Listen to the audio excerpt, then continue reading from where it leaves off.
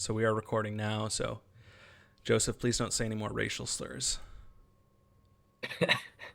Especially not against the British, right? I No more think the limeys. British are probably overdue a few, if we're honest, but fine.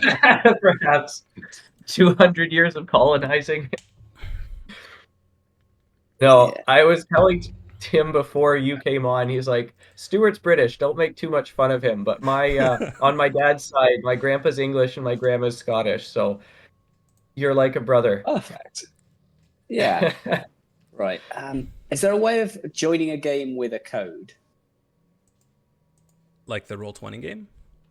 Yeah, it's all right. Or tell you what, if I just put the I sent you a code. That should work. yeah, A link. yeah, it's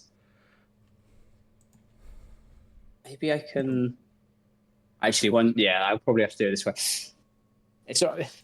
This whole thing is just complicated by the fact that I'm having to use cheap secondhand Google Chromebook thing that I got here because it's just killing me walking in each day with my personal like gaming laptop.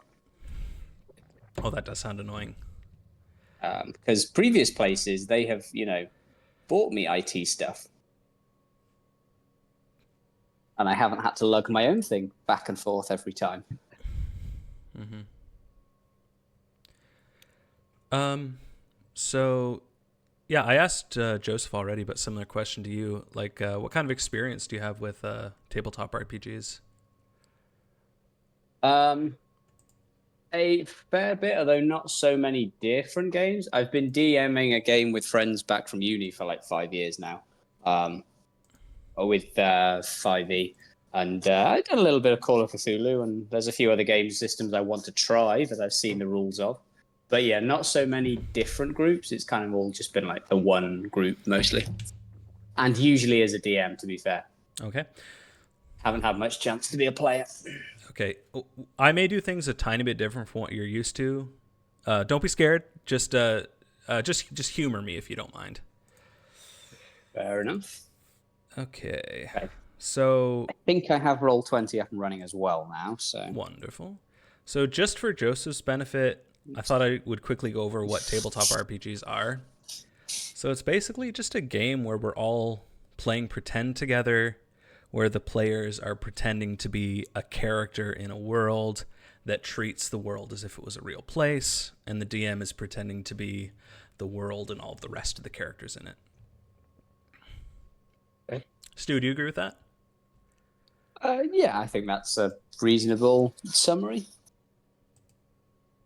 Yeah, and so both of you are going to be taking on the roles of people who live in this world, and you're going to take actions in the world and make decisions as though you were this unique person that's different from yourself.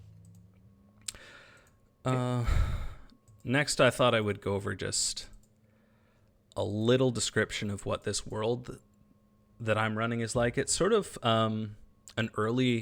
it's set in a world that's like an early Roman Republic, but things are a bit different. There's no gods yet. The gods just haven't come into existence yet. There's a lot of like spirit worship, the spirits of natural places, which are very much like a real and tangible thing.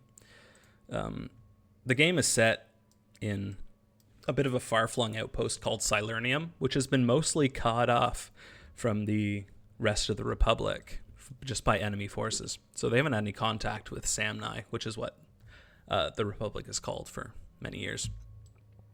The city's been going through a lot of like political turmoil lately, and they have a very controversial leader right now. The leader's called the Prefect. It's like a lowborn man. He's not even a patrician. So there's been a lot of conflict about that with the patricians. He's recently like created his own like secret police force called the Grey Cloaks that have been kind of harsh with the citizens lately, but it kind of makes sense because there's a lot of like orcs that have started coming and settling inside of the city. They have like their own walled off district in the middle of the city. They trade a lot of like meat. That's the thing they're involved in. They're involved in like the flesh trade, it's called, because orcs are sort of like fungal based entities that they sort of evolve and take on the capabilities of whatever they eat. And so they sort of have to have a balanced diet that contains many different things to keep like a stable form. Otherwise, they become more and more of what they eat. A fun twist. Yeah. So so we're very much in a fantasy setting. Oh yeah, sorry. Yeah, it's a very fantasy setting. It tilts more towards like historical fiction than having a lot more fantastical elements. I've tried to keep everything sort of more like based in reality or like how things work. And to that end, I sort of have my own classes that we're going to be using, except for the rogue. The rogue is going to be the basic one from 5th edition. Oh, the system is the basic mechanics are based on 5th edition, but most of the classes are my own home rules. Oh, the other thing about RPGs is that what makes it different from just playing pretend is that we have mechanics to resolve ambiguity.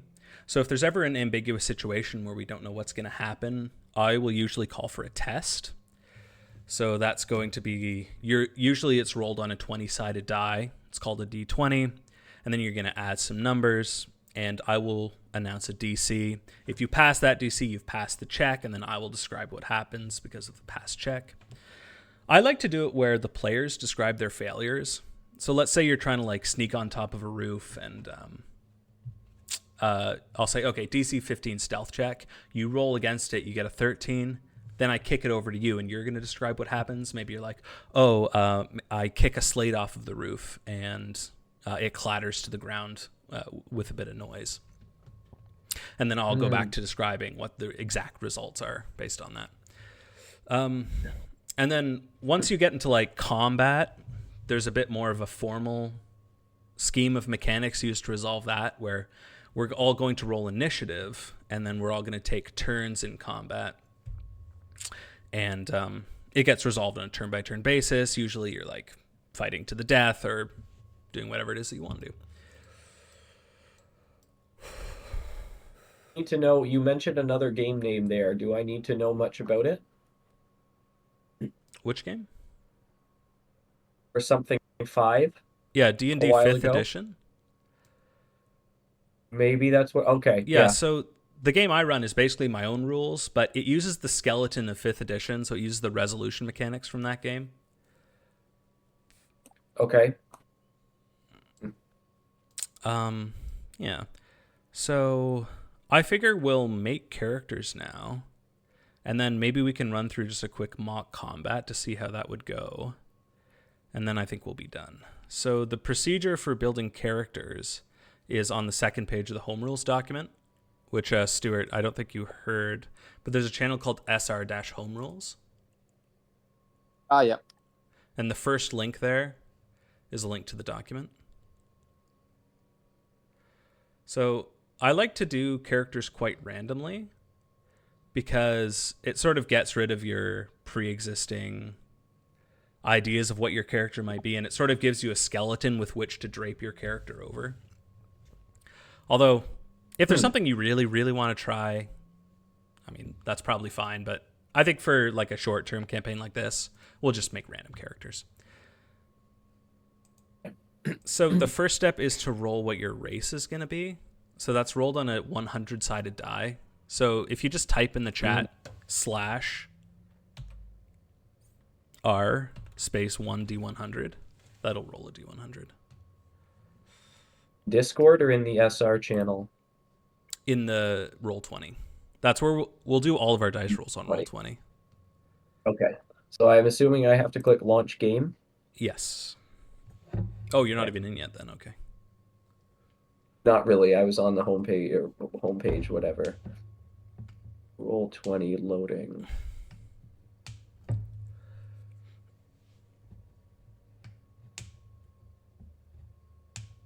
Would I like to play through the tutorial? No, I have a master teaching me. It's interesting they have a tutorial. I don't remember being. I don't know. Yeah, neither do I.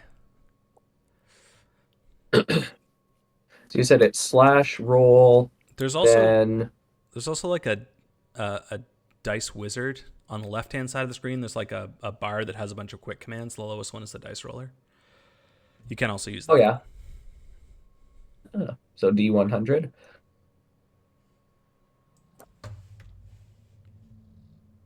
All right, 5. So you can I consult got the it. chart. So you rolled a human.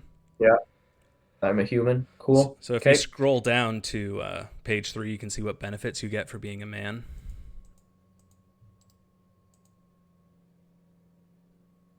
It's keeping things simple. We're both human. All right, righty. All right. So if you scroll down to page 3 to see what benefits you get. So if you go into your character sheet, we can start filling those things in. The character sheet on roll 20, or are we using Yeah. a home? Yep. I think I gave you both. Oh, Joel, you might not be able to edit yours yet, Joseph. There, you should be able You to gave now. me a link to a Google sheet. Is that what you mean? No, so inside of the Roll20, on the right-hand side, there's a row of buttons in the top right-hand corner. There's one that looks like a book that says journal. Go into there. Okay. And then there should be characters. a folder called characters.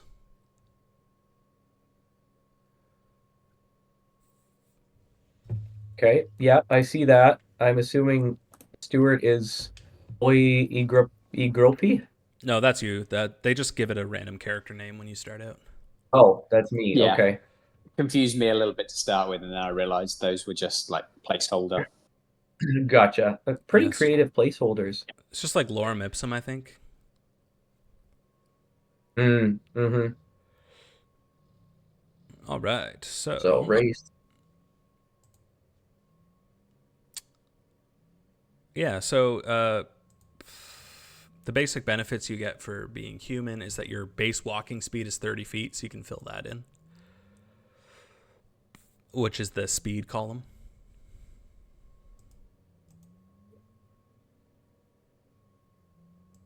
Speed. Oh, yeah. Yep. Okay. And then the next benefit is that you get proficiency in a skill and expertise. So proficiency is a measure of like what things that you're good at. So when you make a test with a proficiency associated with it, so let's say acrobatics, then you add what's called your proficiency bonus to it, which is it's essentially an arbitrary value that scales up as you level to represent you getting better at stuff. So you get to select any one of the skills from the list, which is the second list on the left-hand side to the right of your attributes. So the strength, dexterity, constitution. Below that. Oh, those below that. Okay, yeah. So you can just pick one that you think this character would have. You can just pick anything for now. We can come back to it once you have an idea of what this character is going to be like. Okay. Yeah, and then to set it as being an expertise, you have to click on that little gear. Oh, the gear like above the sheet, but underneath the info section, there's core, bio, spells, and then a gear. Core, bio, spell. Yeah. And then you scroll down, and in the middle bottom, there's a list. And that skill that you gave proficiency in, you can change it from normal to expertise.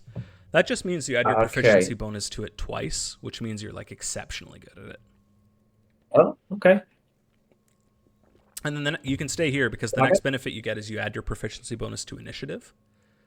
So there's a field there called initiatives modifier, which is top middle. It's in like the middle of those group of things.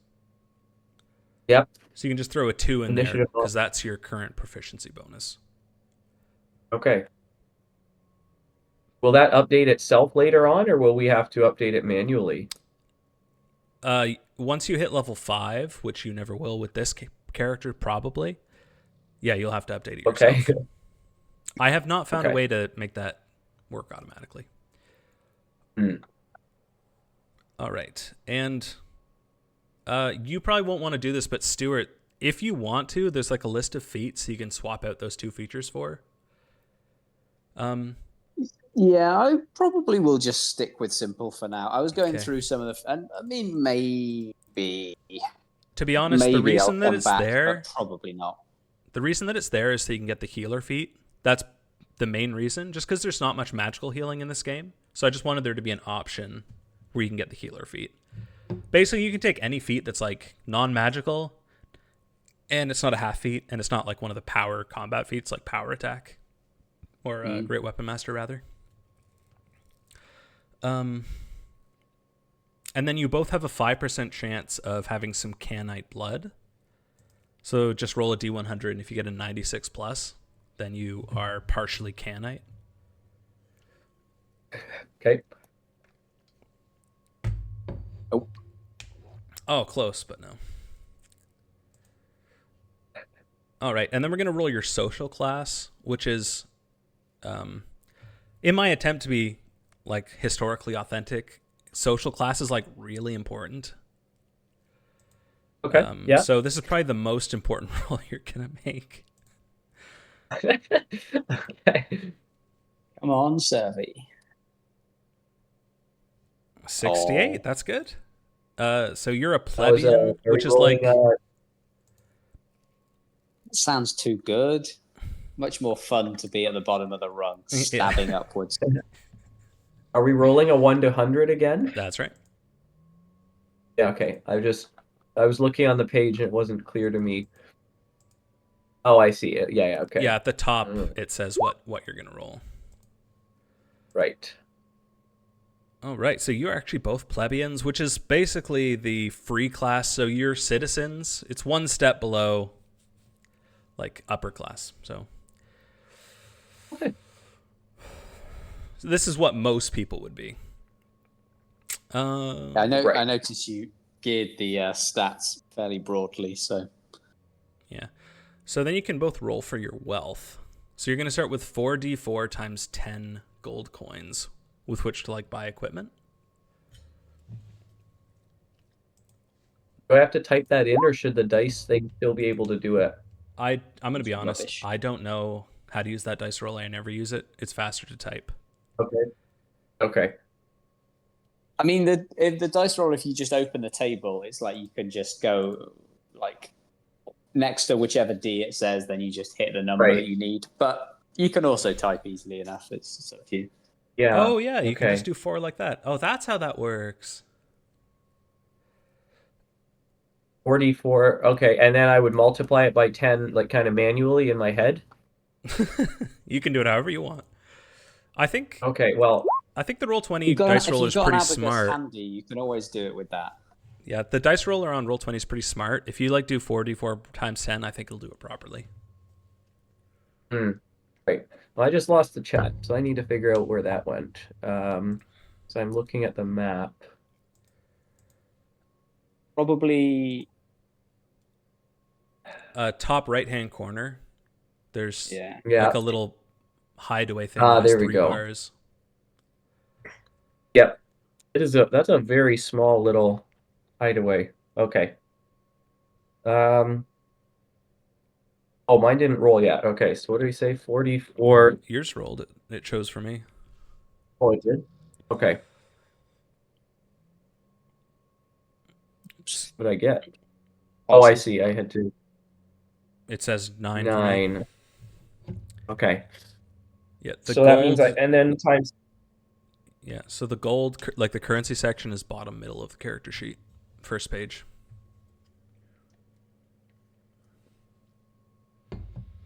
Okay.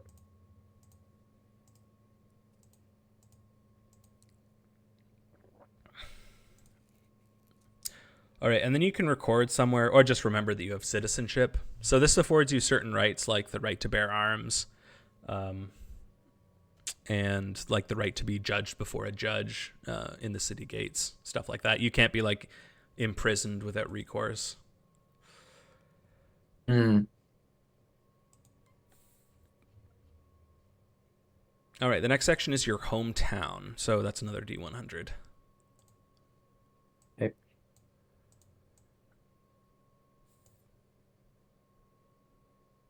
Where did you say gold was, Tim? Bottom middle. So there's a row that says CP, SP, EP, GP. Those are short forms Oh, for yeah. all the units of currency. So copper pieces, Okay. silver pieces, electrum pieces, gold pieces. So it goes in that column. Gold pieces. Okay.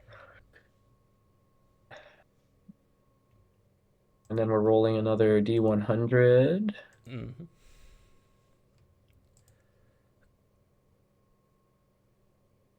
That's a I was just 1DF. playing around.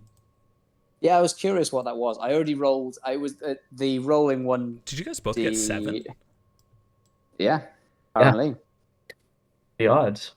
Okay, so you guys are both from a town called Turin, which I've never had a character be from before. Okay. So far, we're completely in step. I'm curious to see how far these random numbers take us. Yeah.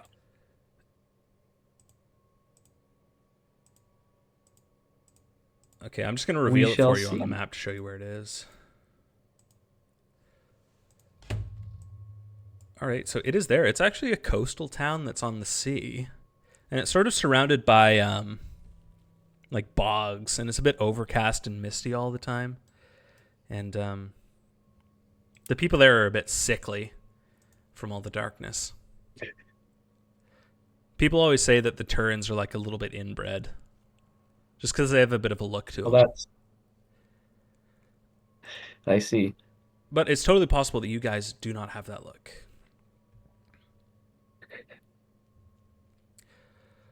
All right. And then you guys are all going to roll a background based on your social class, which is plebeian.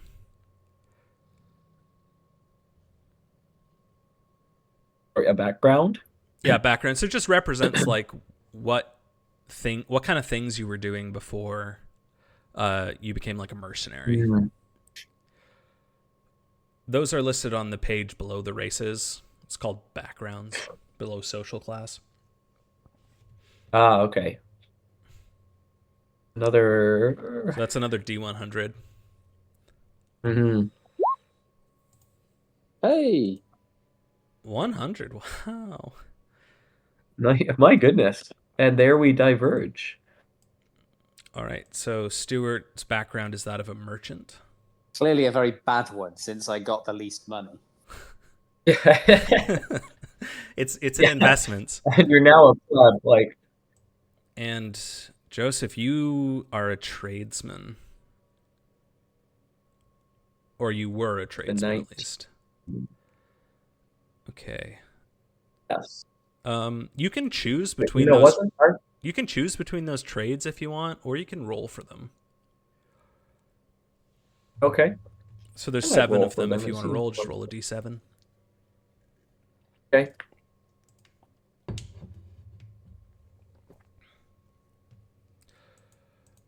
Five. So you were a vintner. So you brewed wine. You're going to gain... Well, you can just see in there what you gain. You gain proficiency with brewer's tools, and then from above that, you gain the skills of insight and history. And you're also literate, so you can read and write Samnite. Nice.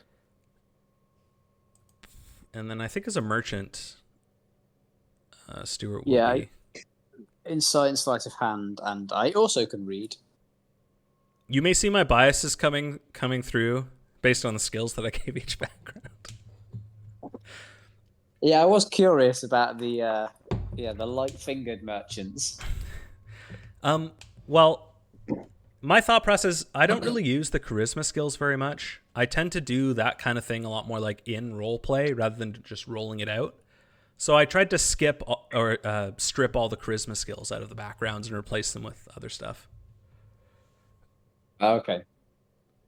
Yeah, so you might have been like maybe a tin merchant or something like that. A lot of tin gets exported from Turin. Okay. How much of this needs to be entered in the sheet yet? Well, there's not very much here. You can just plug it all in. Yeah. Hometown. I'm just curious if you left a place for. Does that like hometown? If you want to, that stuff can go into bio.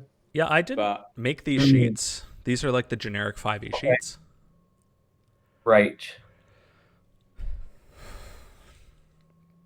So yeah, you can put that stuff in your bio. If you Okay.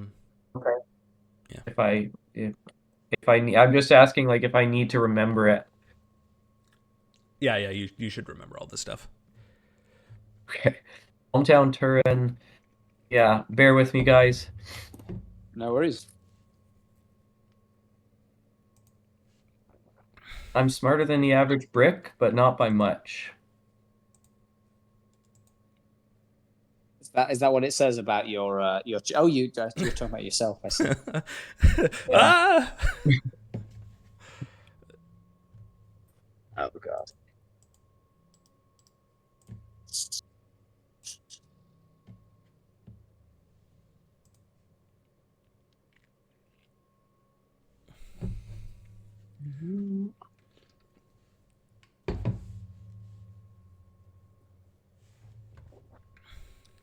I was previously a vintner. Okay. My gold is recorded. I think the rest is fine for now. Okay. Did you record your skills and brewer's tools proficiency? I didn't. I figured I could check the sheet again if I had to, but Oh, you can just, there's a couple of boxes that you just check for skills. Yeah, the skills are easy. okay, so that doesn't have to go in the bio. Lovely. No. So in the Skills. skills section, you can just select insight and history. Yes. Dual proficiencies. It's skills No. where you put intimidation.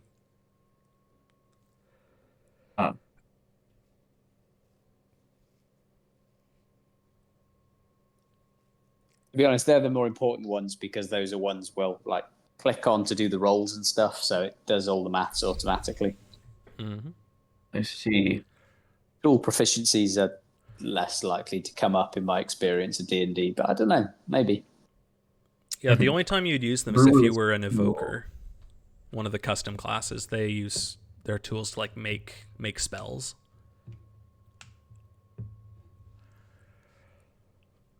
Am I missing it? I'm not seeing brewer's tools as a skill. Oh no, that you add that in tool proficiencies, which is 2 things below that. Gotcha. Okay. The other 2 will go into the skills section, which for you is insight and history.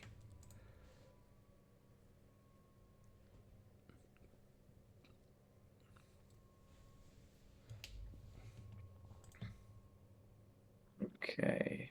And history.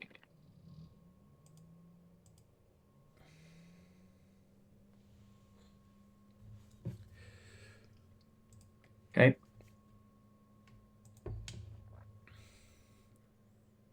Oh wow, yours are all in a row.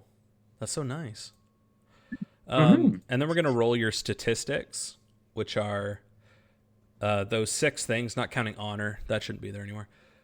I used to roll honor in my game just to like have a measure of how NPCs think about you, but now that tool has been subsumed by social class. So we're gonna roll your statistics, which represents your like innate abilities.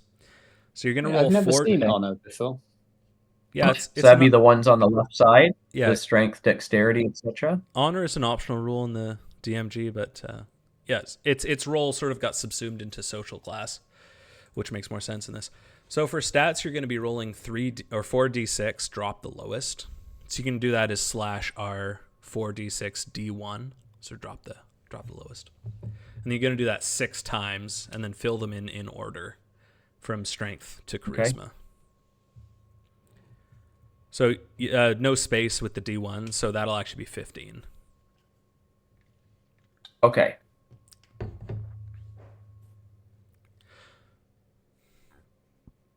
Oh, so I see you've got just 10 in there as a placeholder. That's correct. Okay. 46 D1. Oh, it doesn't like that. 4d6. Is it recognizing that roll for you, Stuart? No. Give me 1 sec. Worked fine for me. Okay, there we go. Yeah, I did space roll and then /roll and then space 4d6 d1. Ah, there we go. Okay, now it's working. We seem to have got that.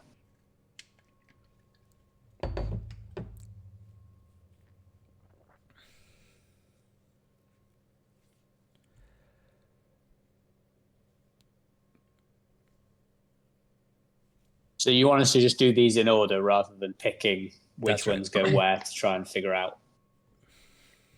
That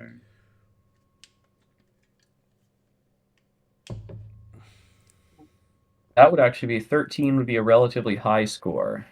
13's pretty good, yeah. Okay. 15. My Wow, goodness. very smart. Yeah. Or sorry, yeah, with intelligent, yeah. Tim, how do intelligence and wisdom differ? So I sort of see intelligence as being like analytical capacity, and wisdom is like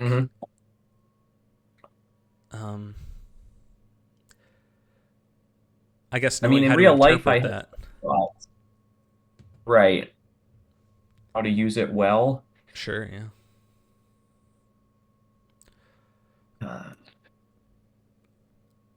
All right. Yeah, don't worry about your honor. I'm going to eliminate that. I just forgot to do that.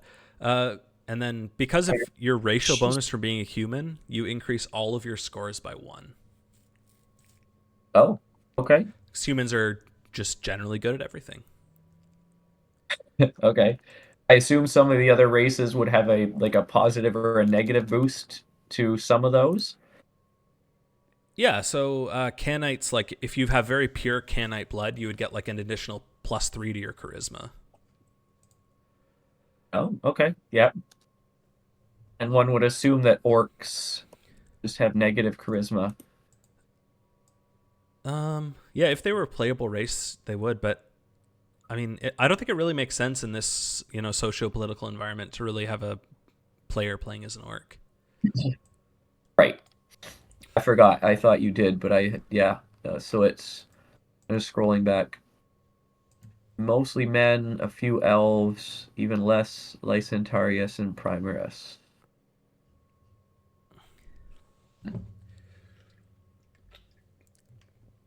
Lysantarius and Primaris. So Canite isn't a race. Those are like, yeah.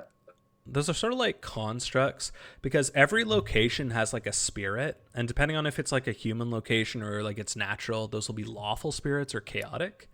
And sometimes they'll produce like humanoid servants to like interact with the world because they're like, they're spirits. They're a different form of consciousness than us. They don't really know how to interact with us. And so those servants are called Lysantarius and Primaris. The plural, I guess, the plural would be Lysantariae and Primarii. It's Latin. Sure. It appears to be. They're very rare. I see that. Yeah, the way you weighted it. Which makes sense.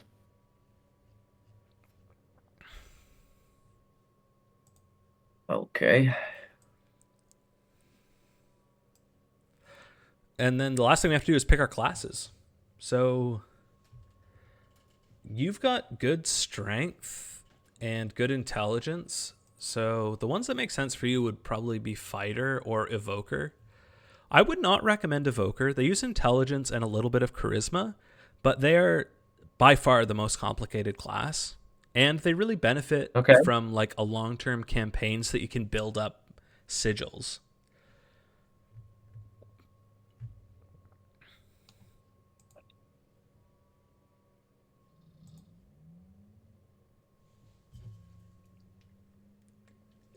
I thought we did class already. That's different than social class? Yeah. I guess it's unfortunate that they have such a similar word, but class is more like your, I guess, occupation. Because in D&D, you're sort of playing as like a mercenary, I guess, or they're called like adventurers, but... It's kind of like a character archetype, right? Yeah, it's yeah, like, archetype's a pretty good word. Okay. That's where you get most of your like combat abilities from. Gotcha. Is it another D100? No, this you actually get to choose. I figure like you don't in real life you don't choose where you come from, like you don't choose your race, you don't choose any of that stuff, but you do choose your job. Fair enough. Okay. If you scroll down past the backgrounds, there's a section called Home Rules, and there's those 3 classes: fighter, invoker, and evoker. And then there is just the rogue, which you can just Google. It uses just do D&D 2014 Rogue.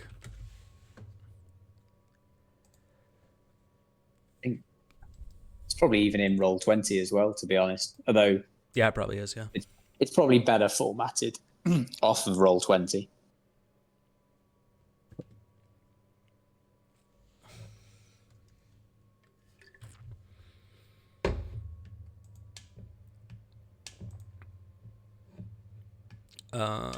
Here, I'm just gonna look at your sheet and see what your stats are like. Okay, so you've got good int and good wisdom and good charisma and good con. Wow, your character's pretty The stacked. rolls came up kind of insane. Yeah, for both of us. I've rarely seen rolls Did you add your go that well across the board. +1s already? I have. Okay.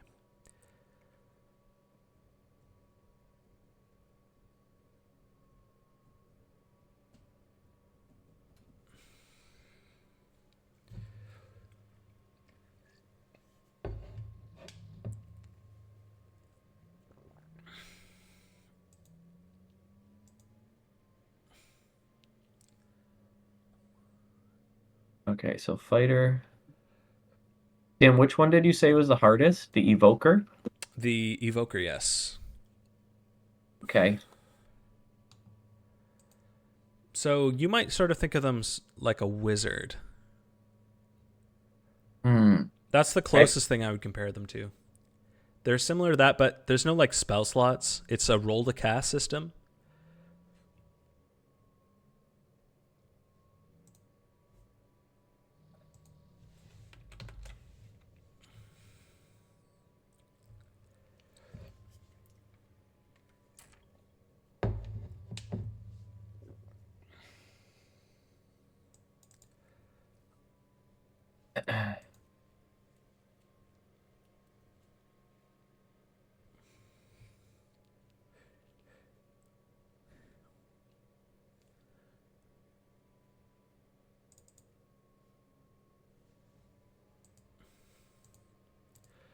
Yeah, Joseph, given that it's your first time playing, I would really recommend going for something simple and just playing a fighter. Okay. I can do that. Makes sense. I can do that. And that works quite well for your like arrangement of statistics.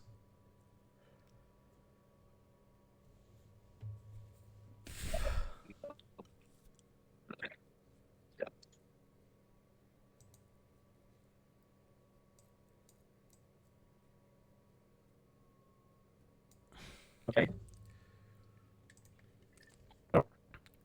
Did you manage to open up the fighter page?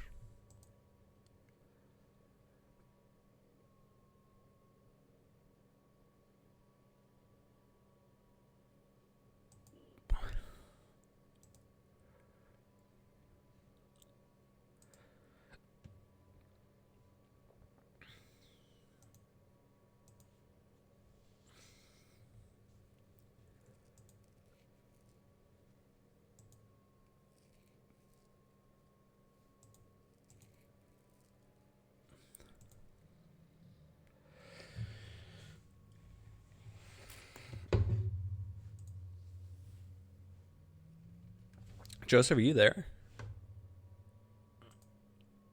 I think it may have gotten pulled away. For me, his camera's off. I assume it has been for. Yeah, it's been off for me the whole time. Okay. Were you thinking of playing an evoker? Probably, yeah. I sort of looked down at the invoker, but I mean, it's not a big difference, but like with the intelligence the way it is, it kind of makes sense and it sounds fun.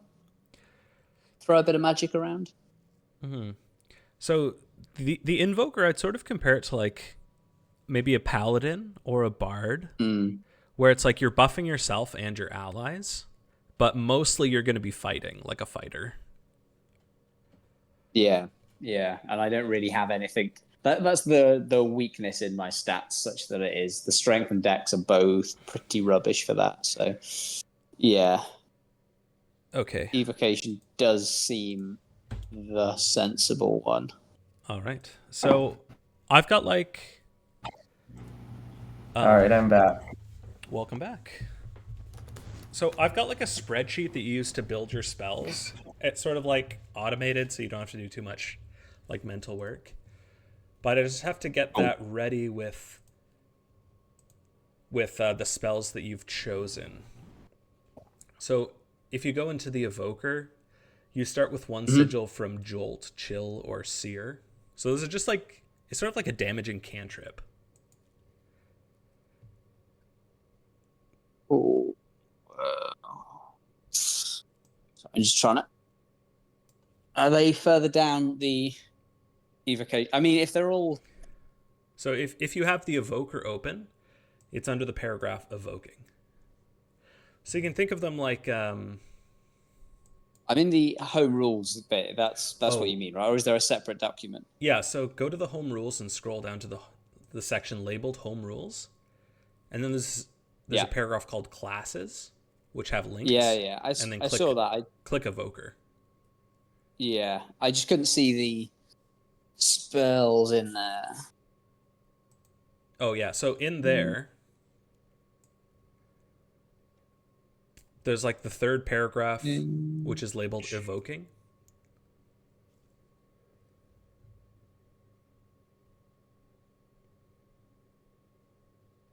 Evoking a spell, sigils, creating sigils. Are you in the Evoker class? I think you're looking at the Evoking section of the Home Rules document. There's another document.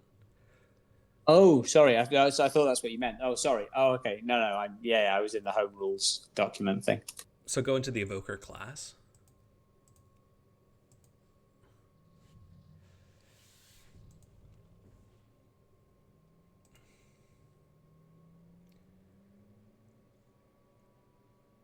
Now I see. Yeah. So yeah, you choose one sigil from Jolt, Sear, or Chill. Those are basically like cantrips. You do a little bit of damage, and then there's a secondary effect. Yeah.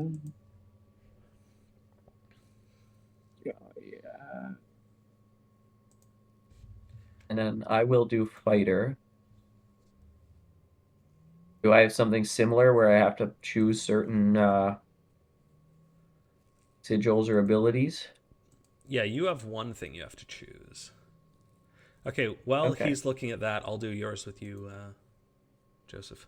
Sure. So is it my fighting style? Exactly, yeah. Well, first let's do your hit points. Okay. So at first level, you start with 10 plus your Constitution modifier hit points. So the ability scores that you rolled, just forget about them. I don't even know why they roll them. The only thing you're going to be using is the modifier from here on out. So that's the big number, the 3. Or right. Actually, that's not your sheet. So yeah. So the 2 in your Constitution. Like strength is 3. Yeah. So yeah, you'll start with 10 plus your Constitution modifier hit points. Right. Okay. So you can put that in your current and maximum hit points section on your sheet, which is top, middle, below your initiative. Top, middle. Okay. So the max would be 10 plus my strength, so 13. Con. Pardon? Constitution, not strength. Okay. Oh, I see. So plus 2, so 12. Okay. All right. Is that my current or my max? Both. Okay. Well, you haven't taken any damage yet, so yeah. And then you're going to get... okay. I see. And then you're going to get proficiency with all armor and shields. So down where you put your brewing tools, you can put it down there. Right.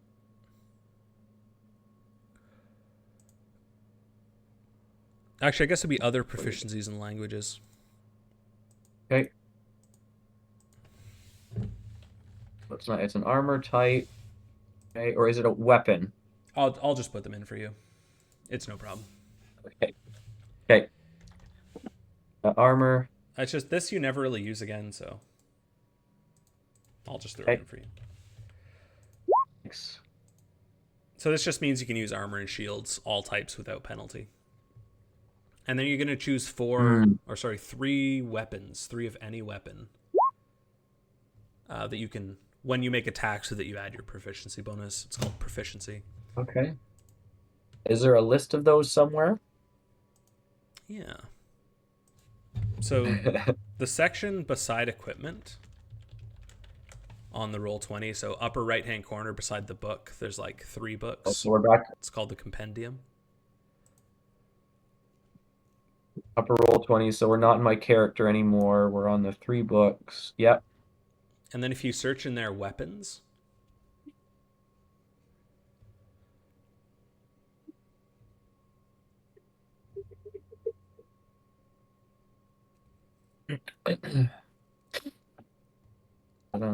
Yeah, okay. Weapons.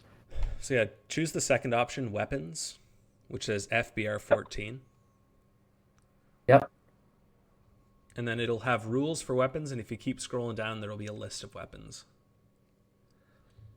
Okay.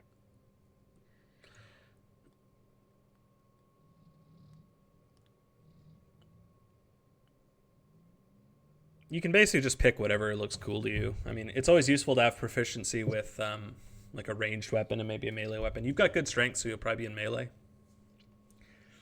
Okay. So we're looking at simple melee weapons. Okay. Yeah. If I were you, I'd look at the martial ones, right? You can take anything and they tend to be better. They do tend to be better. I mean, it's always nice to have proficiency with like a dagger if you're caught in a bad situation, or like javelins are nice because you can throw them. Or if you see your character using something in particular, like a huge sword, just go for greatsword. Greatsword is one of the highest damage weapons if you want to go for just crazy damage.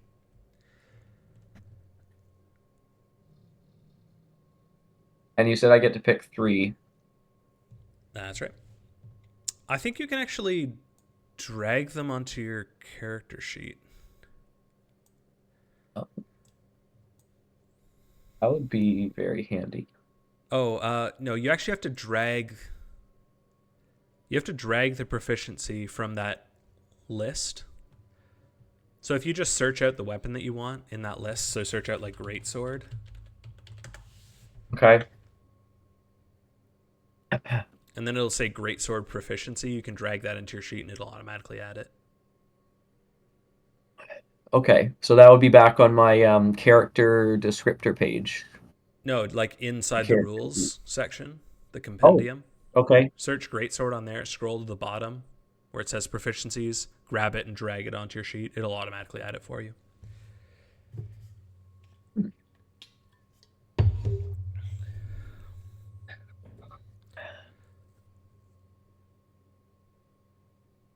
Okay, so let's say I use greatsword. Take some advice. Oh, where'd it go? It just disappeared.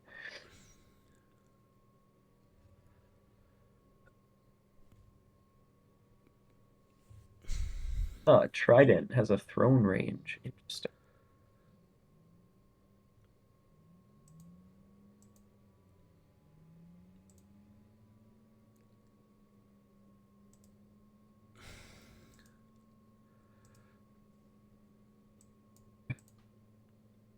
Martial ranged weapons.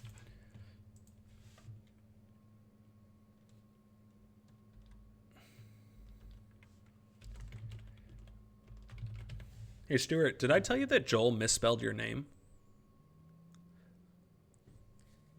On... When I asked him what your name was, because I was going to ask you to play in this game, he misspelled it. Oh, okay. He spelled it like Stewart. And I couldn't find you. That would make it tricky. Fair enough.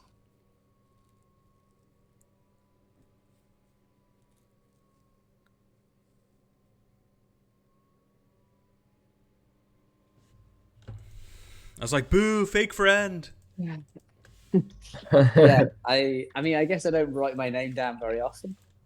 I initial everything in the lab as opposed to writing my name on shit. So I don't know. But Joel is not famous for his spelling. If anything, it's the reverse. He's famous for his not spelling. He really is. For a bright chap, he spells awfully. I sympathise with that. To be fair. Stuart, Okay. have you given any thought to your sigils just while Joseph is choosing his weapons? Well, I was looking. Other than seeing the overall list, I don't see like the details of them. But I think a bit of a jolt sounds fine to me. All right. And then for your other one? Because I assume they're all basically damage, and then jolt is slightly electric-y. Syria is I assuming heat, and chill is cold. Yes.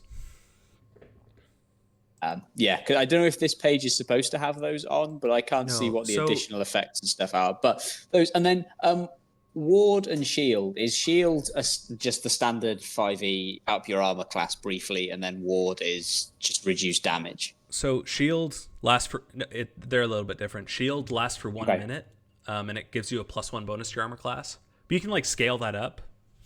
Mm-hmm. The way the magic system works is that you have a sigil that has a base effect, and then you can like scale it up, but then it becomes more difficult to cast. So yeah, and then ward gives you like it gives you like -3 damage the next time you take damage, and then it ends. But it lasts for a long time. It's like 1 hour duration rather than 1 minute. I think I'll take ward. Yeah. And tell me again, how do I add a weapon? Like the proficiency? Well, the weapon in general.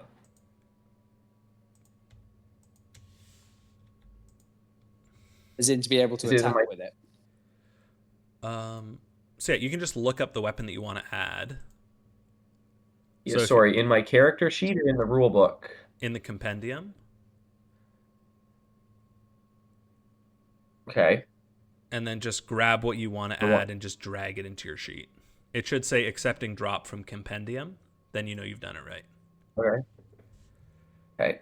Now, if you want to add the proficiency, you have to scroll all the way down to the bottom where it says proficiencies, and then grab the proficiency and drop it in the sheet. And by compendium, you mean like the thing with a list of weapons? Yeah, the 3 books is the compendium. That section of Roll20. Right. Yeah, I think I was there. It doesn't seem to be working, but that's probably me. Let me try again. We're looking for weapon. Yeah. You can just search for the specific thing you want, like search greatsword.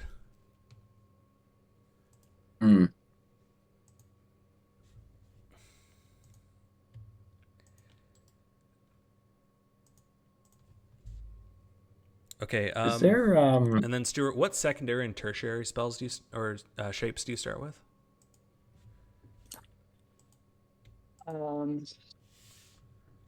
Yeah.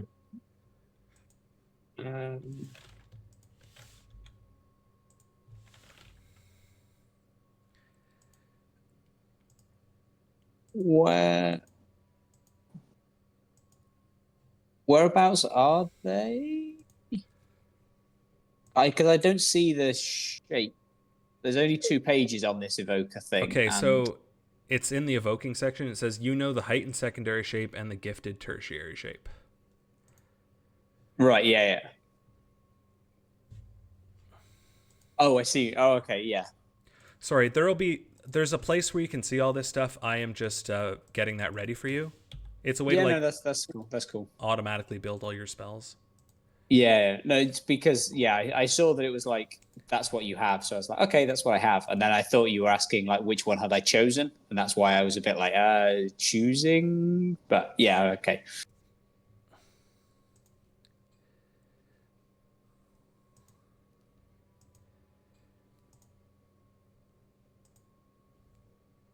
And then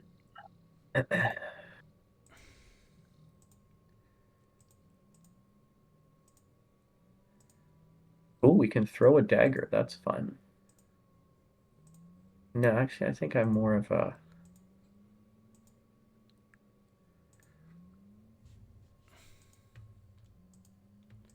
See, so when I'm in that weapons page and I try to like, it's like drag and drop mace to my character sheet, it doesn't want to work. Do you have your sheet popped out? Yes. Okay, it doesn't work for some reason when it's popped out. Oh, so I would just drag it drop to like my name kind of thing? Or just close your And character sheet then, and reopen it yeah, so that it's not popped out anymore. Oh, yeah. like And there's an then option popped out. You may not have done that. I... Like, I mean, it's fully working for No. me. Yeah, oh, so you're actually making it a separate internet tab? No. Because that, okay, because I thought I found a pop-out button and it seemed to do that. Oh yeah. Well, if you've popped it out, just close your character sheet and reopen it so that it's not popped out anymore. Okay. I think it's a browser thing. It like has trouble communicating when it's in a new window. Would rules be popped out? Well, you're not that dragging from could the be rules. it, yeah. You're dragging from the list in the compendium.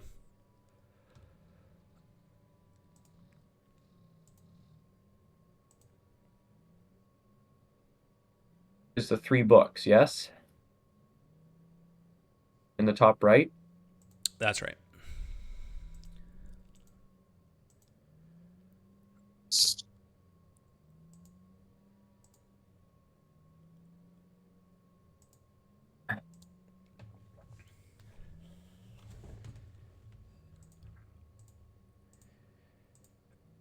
Okay, so Stuart, in the SR Home Rules chat, I am going to paste a link to your spell creator. Oh, okay.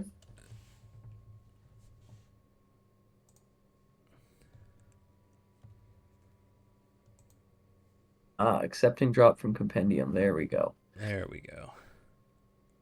Okay, 1 down. Now this gets easier.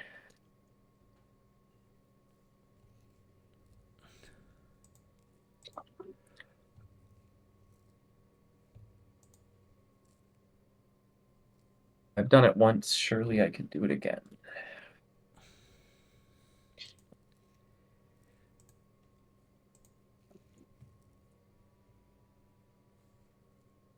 All right, I'm going to be back in a second, guys. I got to check on my children.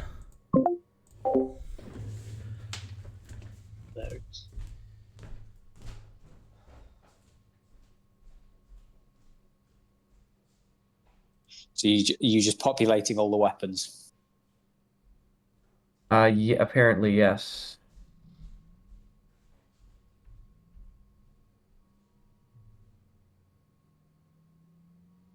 I didn't even know you could do the click and drag thing.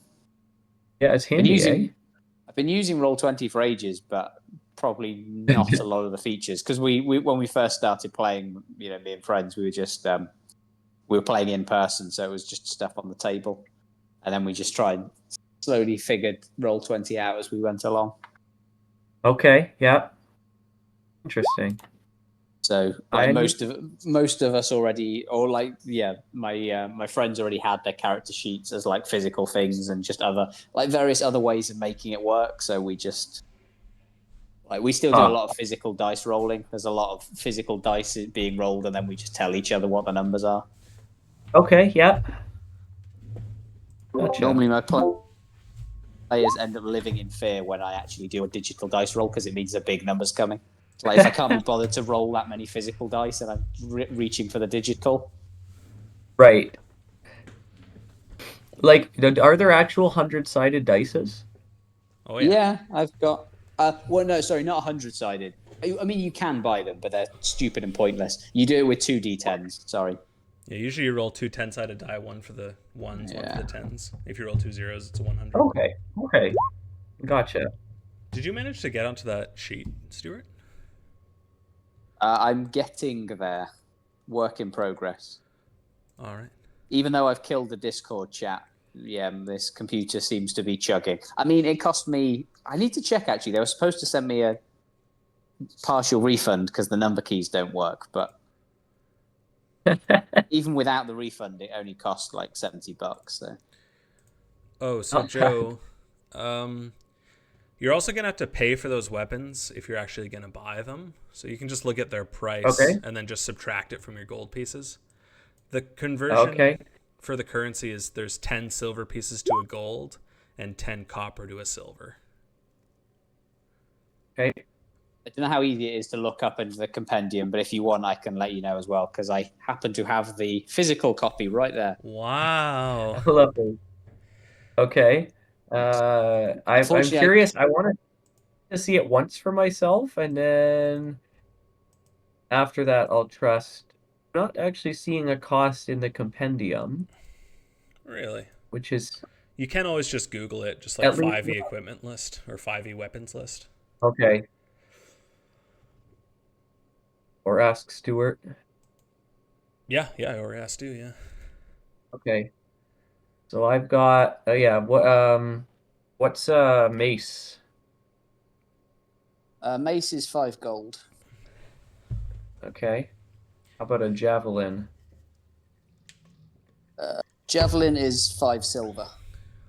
0.5 gold, basically. Yeah. Okay. Yeah. That's so cheap. Okay. And then a great sword. That's 50 gold. Oh goodness. That's much of my gold. Yeah. Great swords are Glad yet. pretty good. Okay. And then the other thing you'll probably Having want to never buy is played, I'll ask armor. you guys for it. Are they worth the gold?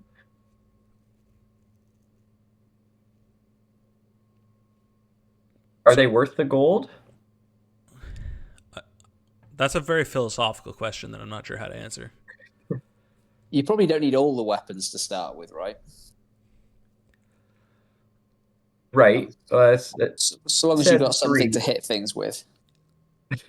Okay.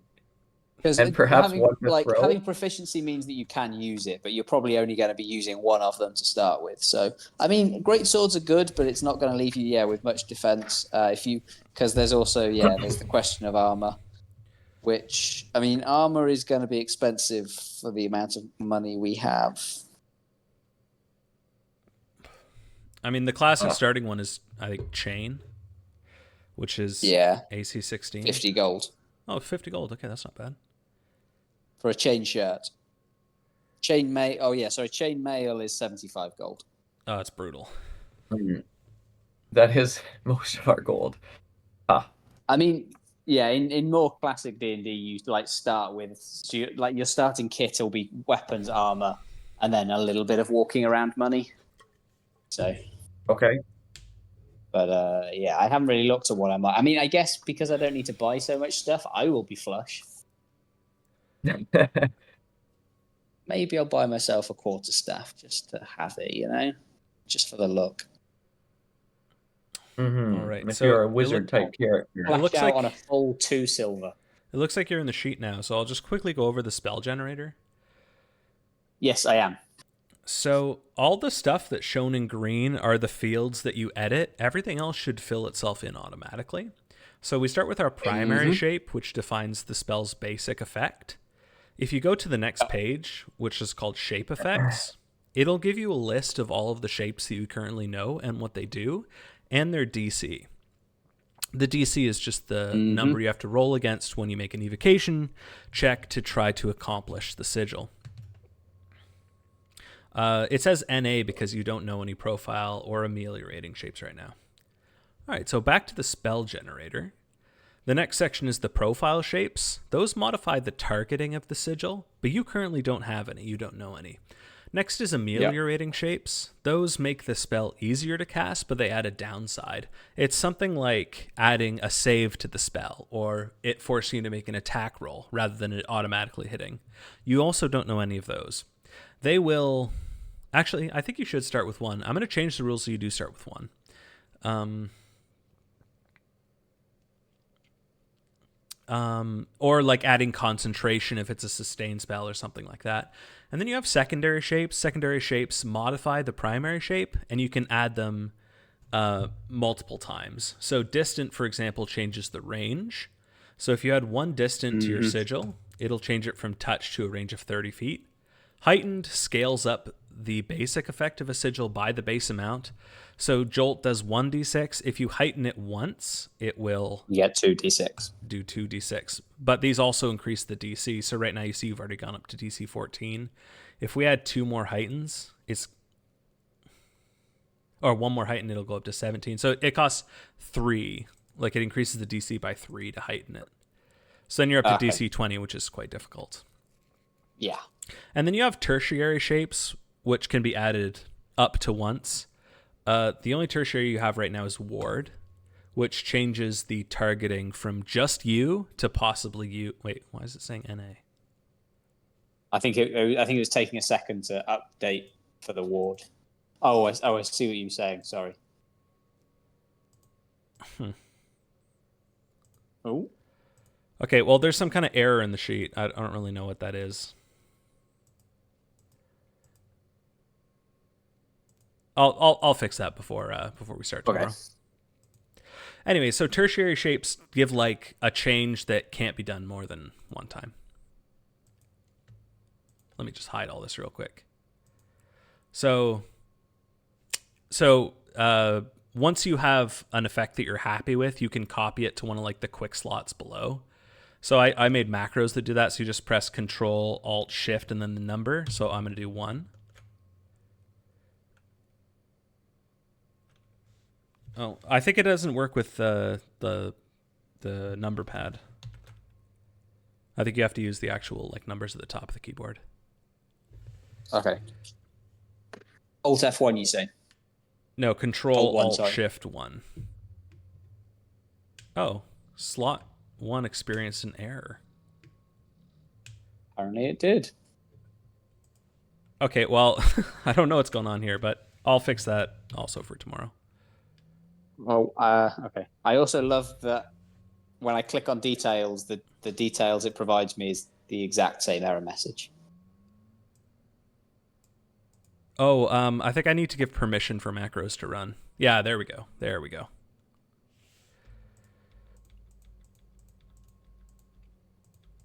Should I try again? Should it seem to be working? Yeah, it worked for me. Oh, yeah. There you go. Yeah. Oh. Oh, now it needs my permission to run. Oh, God. Why is it asking me to sign in? What?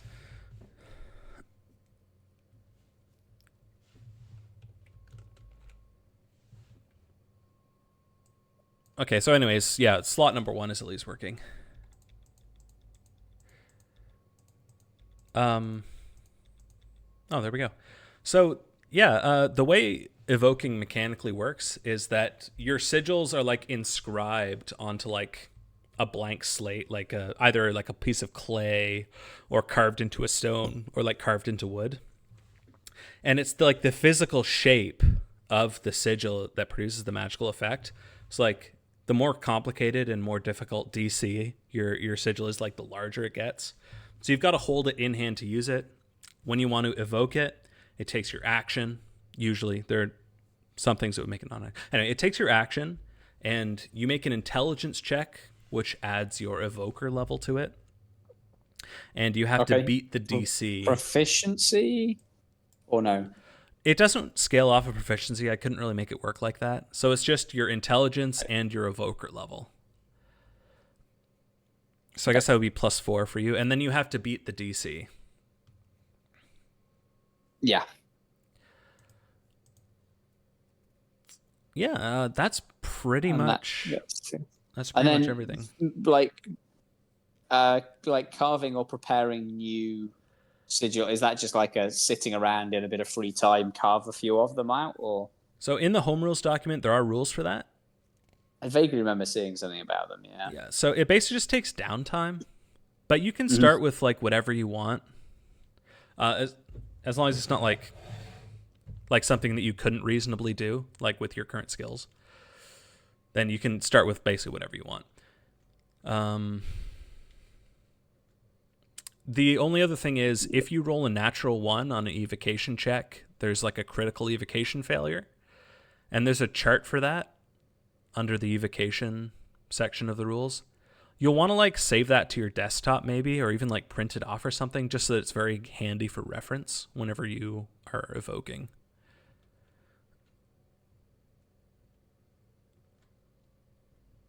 That's in the evoker section? It's not in the class, it's in the home rules under the evocation section. Got you.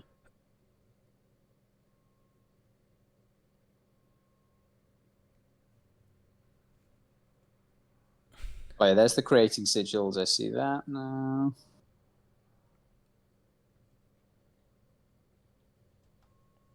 Oh yeah, critical failure. Yeah. Yeah, so it's a D8 table. Yeah. Most of the options aren't super bad, but like 7 and 8, the sigil sort of like explodes and does a tiny little bit of damage to everyone. Oh, hey, actually no, just on an 8. On an 8, like the sigil will like explode.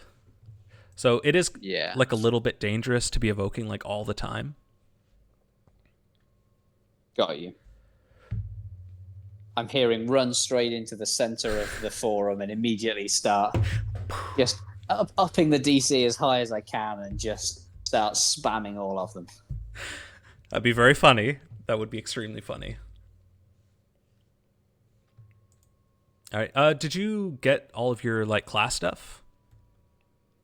I think so. I think I put that onto the character sheet whilst you were going through some of the other stuff as well. Yeah. All right. Yeah. So evocation, skills and bits and pieces like that, right? In my experience, has been very, very powerful, but there are a lot of downsides to it. Like you can't really evoke an armor very well, that kind of stuff. So. Yeah. Does this all make sense to you? Any questions? I mean, none so far, but like I'm sort of trying to skim through the rules in bits and pieces. So okay. I kind of feel like it'll be give it a go and then see what questions come, kind of thing. Yeah. So I'm hoping that we can all know our characters at least like decently well before tomorrow, because like for good role playing, I like the mechanics to like fall into the background and like we know them so well that we don't have to really talk about them, but like we can all just do them in the background. So that we can all stay in character. But I get it's not going to be perfect the first session or the first 2 sessions, but that's the goal that I'm moving towards. All right. And then Joseph, we can just quickly finish your character. Did you get your weapons? I did. I'm not able to delete some. I decided against the great sword. Okay, so if you click the lock, that's something the lock button right there. Yeah. That'll bring up the delete key. Oh, gotcha. Okay. And then when I added battle axe, it added one-handed and two-handed. Do I have to pick? So battle axes have a trait called versatile. So if you're holding them in one hand or two hand, they do different damage dice. Okay. So if you were holding it one-handed, like with a shield. Okay, yeah. Then, yeah, it would do 1d8. If you're holding it two-handed, it does 1d10. Gotcha. Also, you're going to want to add proficiency for those things, because right now you are not proficient. Right. And the proficiency is what again? Does that add my... Do I add my strength? Your proficiency modifier. Or proficiency bonus, I think it's called. Which is currently 2. Although it looks like it's already adding them. Oh, okay. Yeah, +5 to attack. Yeah, it's already adding it for some reason. Yeah, the character sheets on Roll20 do, like, they're, in terms of basic weapon attacks, they're really good because that's such a well-known formula now. Yeah, but it struggles sometimes with funky spells, but he doesn't have proficiency with maces or anything, but it's still giving him his proficiency bonus. Oh, I guess he's proficient with all simple and martial weapons. Well, my classes don't give you that. Just in my pursuit of like slight historical authenticity. So fighters get the most proficiencies. They start with 3 of any weapons. Oh, I see. But I am proficient with all armor, no? Yes. So What and three it says I'm proficient? proficient with greatsword. What 3 proficiencies do you want? I can just drag them in for you quickly. Where's the list again? If you just Google 5e weapons, or just look up weapons in the compendium. Yeah, we already have that open. Oh, then there'll be proficiency somewhere on there. Weapons proficiency, simple, martial, melee, ranged. So you're just going to want to look up the individual weapons you want. Oh, okay. And I can be proficient with how many of them? It's in your character sheet. Or it's in your the fighter class. I think it's 3. Yeah, 3 simple or martial weapons. Okay, well then we'll do the 3 I picked. Mace, javelin, and we'll say battle axe two-handed. Well, you get If I have to pick. You get both. You get both? Okay. It just depends on how many hands you're holding it in. Right.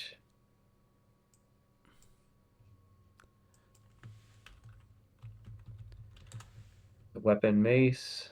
Okay. Yeah, I'll just see throw how them you're in for doing you that real there. quick. I know how to use Roll20. Yeah, okay. Right, yeah.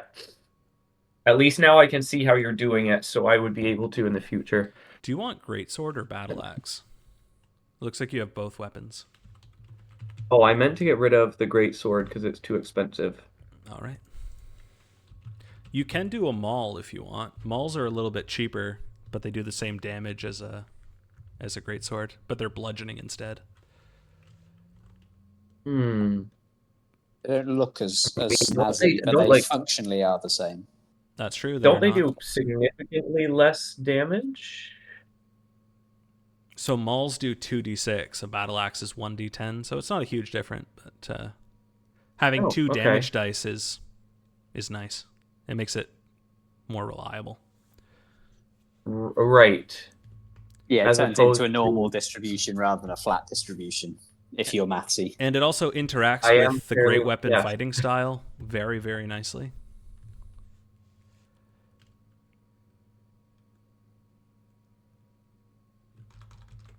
Just taking a quick look back at the list because I initially thought the battle axe is 1d8 slashing. My character does seem like a mauler. That's sort of what I'm starting to picture for him.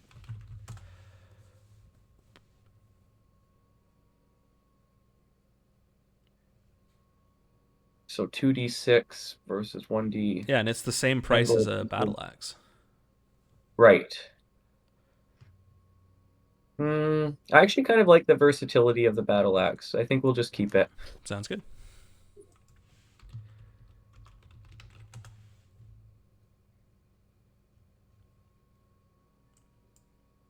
So Stuart, did you talked about doing labs with Joel? So you met him at school? Sort of. I'm a postdoc, but yeah, I'm working at UW in the same research group, so knowing through. Okay. So, yeah. Gotcha. Similar degrees. I'm a chemist by training.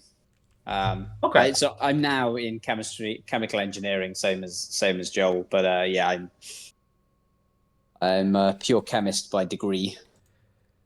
Gotcha. Okay. Gotcha. My degree's in chemical engineering, and then that was enough school for me. But yeah, chemistry chemistry was probably my favorite subject. So as it should be. Should be everybody's favorite subject. Oh, I love chemistry. Of course. It's so much fun. So the next thing you get is saving throw proficiencies. You get strength and constitution. That's shown above your skills.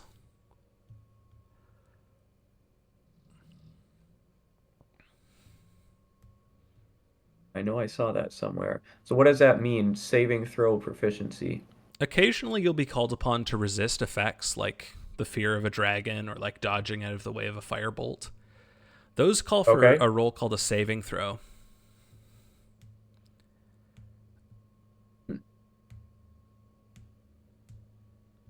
So I'll announce like a DC. I'll say like DC 15 dexterity saving throw. You roll that. If you pass, then the effects will be slightly different.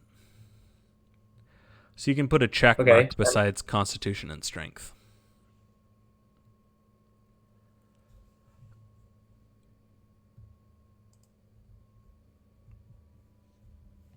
Is that because that's what comes with a fighter? That's correct. I'm in the proficiency section of the fighter sheet right now. And then you get to choose 2 skills from acrobatics, athletics, history, insight, intimidation, perception, performance, and survival.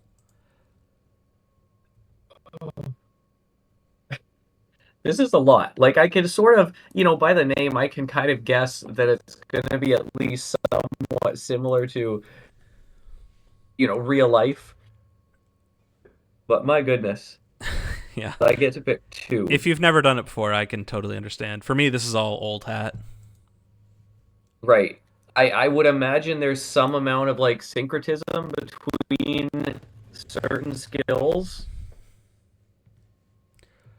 Sure, yeah. Okay, well, that's...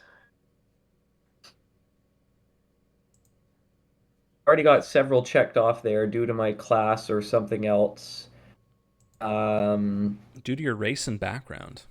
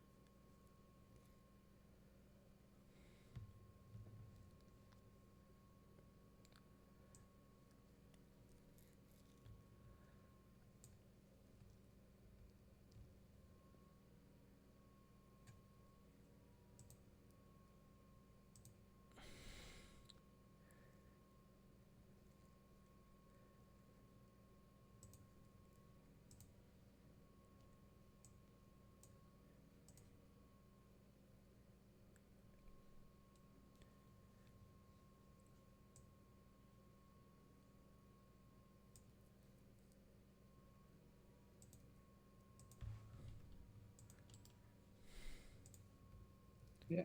Evokers don't get proficiency with any armor, do they? No, not natively. No. That's quite assumed. Oh, okay. I know what's going wrong.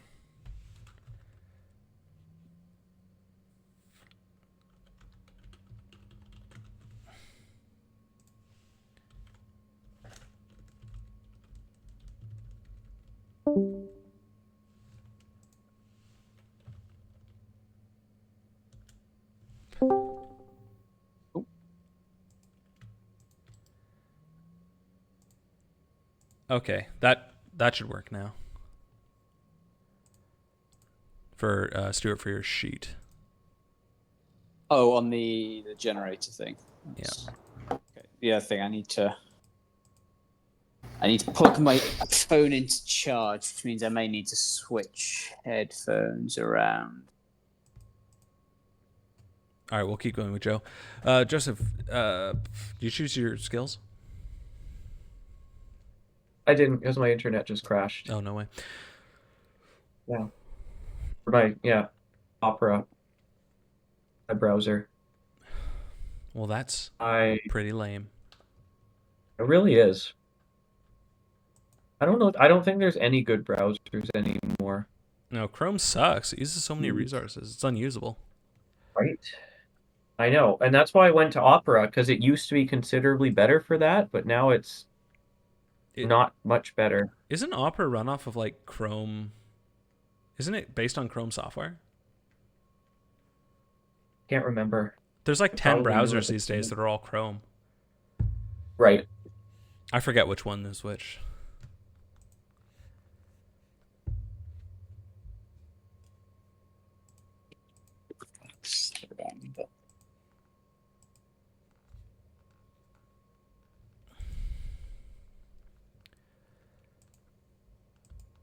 While it's loading. So, Stuart, what's your postdoc in?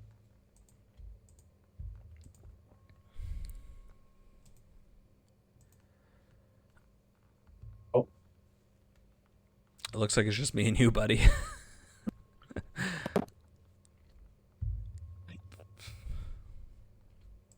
All right.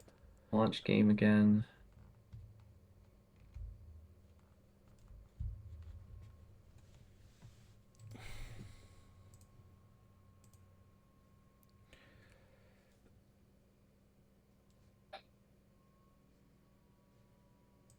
All right, we're nearly there. Yeah, sorry, this has been a bit of a slog, but it's a lot of like tech issues and stuff, unfortunately.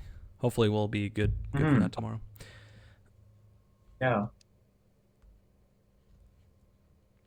I mean, like the chat or the sound quality's been pretty good for Discord. I was with that. Yeah, the video, unfortunately, you guys are both frozen. Sorry. Okay. 'Cause I can see you and I can see myself moving, but I don't know. Right now, I can't see much of anything. Yeah, you're just totally frozen for me. So is Stuart, but I think Stuart's putting his phone to charge or something. Okay. Right. I just stopped my video then, less bandwidth Do you have like so-so internet? if you can't see it anyways. All right, so I need skills. I know I'm gonna play you some days. We try experiment where we have home internet and we just use 5G phone plans and our laptops. As in theory, 5G is more than enough, but it still doesn't always work. Oh, wow.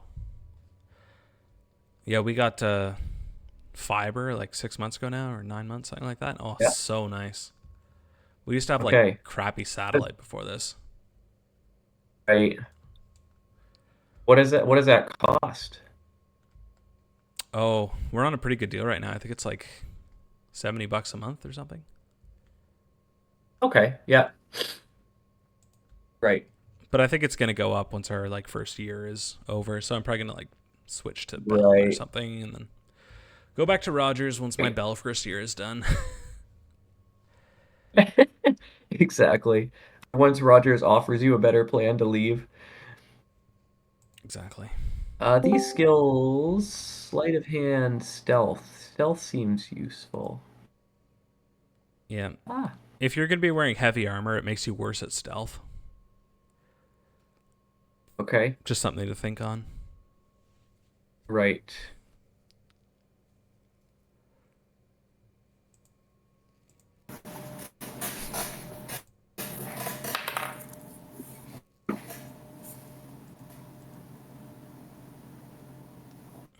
Would that then make stealth an ability I would just avoid using? Is that kind of what you're saying? Well, it's just if you try to stealth, it's gonna be harder for you than it would be for somebody not wearing heavy armor. Right. I don't see any others. What is performance? It's like playing an instrument or like singing in front of a crowd, something like that. I probably wouldn't take any of the charisma skills because Okay. I don't tend to like them because they tend to be like a short cut, like to avoid role playing, to be honest. So, like, if you're going to try to intimidate Okay. somebody, you have to actually like act out the intimidation, and then I'll like interpret how they react to it.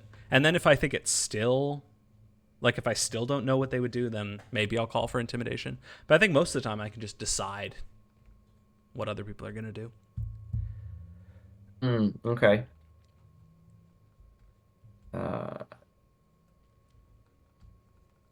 Survival seems, without knowing much about it, I can look at the wiki or the later. Survival seems useful. I would just, yeah, I wouldn't worry about it too much. Just choose whatever seems in Okay. character. Right. Yeah, this is a whole lot of just experimenting for me. Yeah, no worries. So yeah, that's your skills. Don't worry about equipment. So you get 2 features at level 1. The first is bulwark. So anytime you would take piercing, slashing, or bludgeoning damage, you take 1 fewer. Okay. Do I need to enter that, or does it come automatically? That will not come automatically. I'll just plug it into your sheet. those all go into Sure. the feature section. Thank you.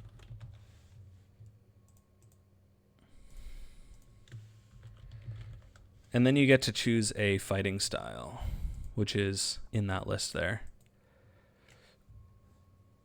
If you just describe what your character wants to do, I can point you towards one that makes sense. I am picturing more of a brutal fighter, bodyguard stereotype. Okay. Pretty in your face. So if you want to deal lots of damage, great weapon fighting is really the way to go. Okay, let's do it. All right.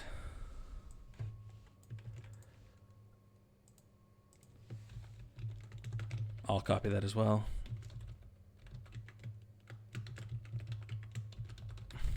So whenever you roll the maximum damage on a weapon with the heavy or versatile properties, whenever you roll the maximum value for damage, you re-roll it and add the result to the total. So if you roll an 8 one-handed, you roll again. This is actually a concept called exploding dice, and you can just show it with an exclamation point next to the damage value. So in your battle axe, I did 1d8 exclamation point. So now whenever you do it, it'll do it for you.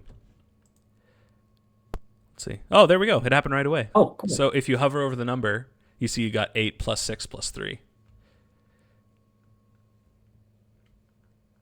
I'm just going back to the chat for a second. I'm assuming you did it in the chat? Yeah, if you click on the battle axe, it rolls it to the chat. Oh, okay.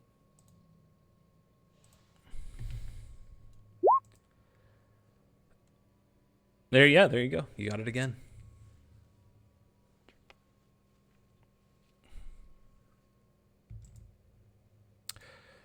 All right. So you've both built characters. Feel free to change stuff around if you want, like your skill proficiencies and whatnot, and your battle things before tomorrow.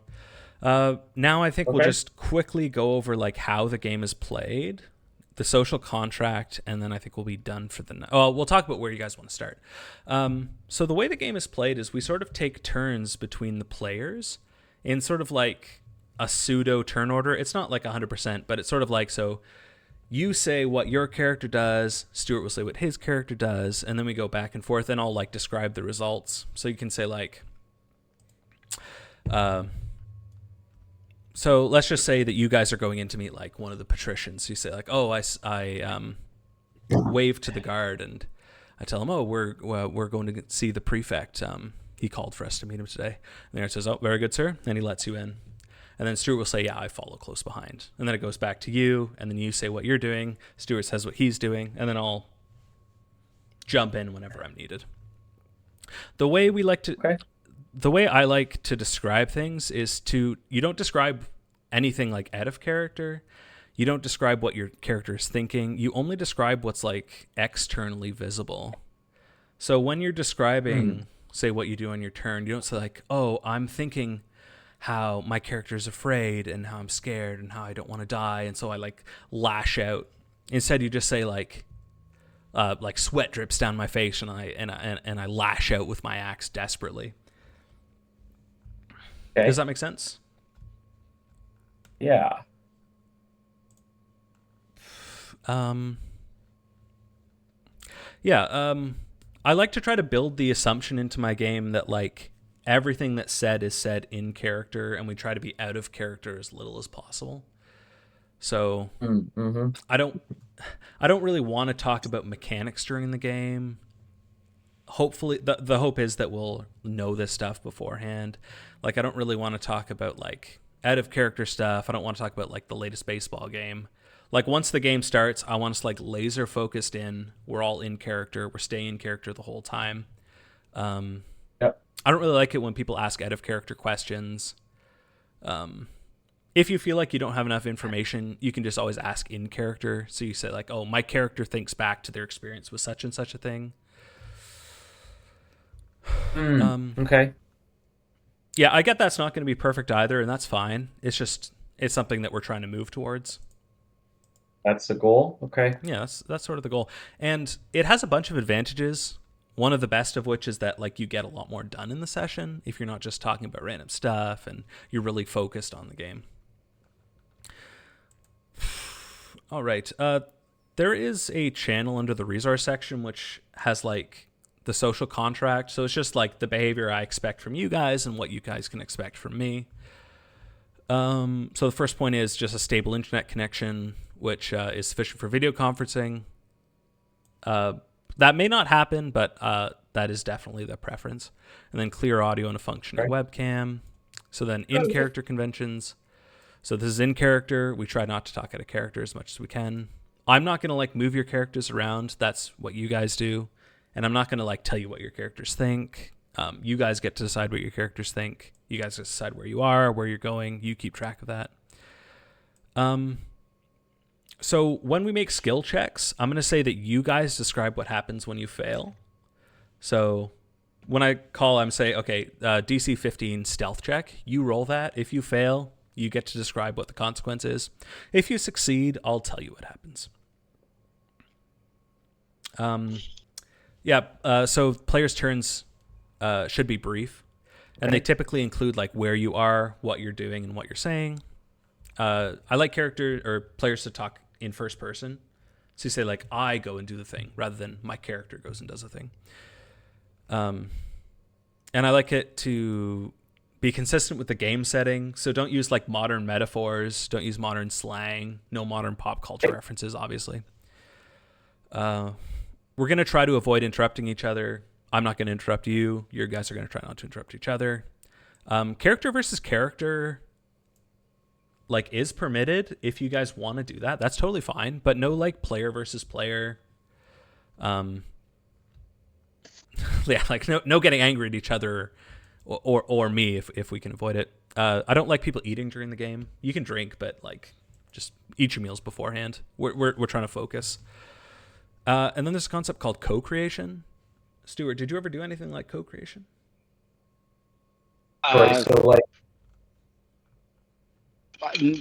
We might have done it without bothering to put any labels on names and stuff on things. I don't know.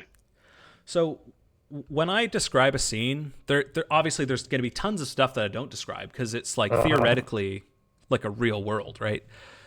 But I'm not going to describe like every piddly little detail. So if you want to like create something that would reasonably exist in the scene, so like say you're in a tavern, you can just say, "Oh, I go grab a tankard of ale beside me on the table," even though like I didn't specifically describe that. You guys can like add details and like flesh out the setting.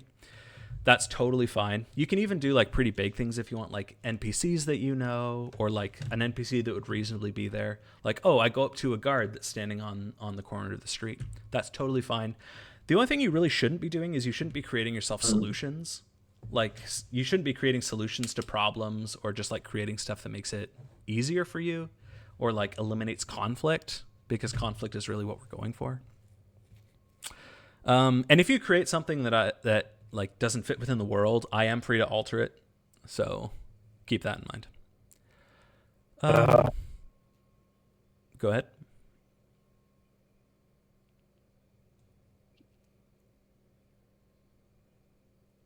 Joseph, were you saying something?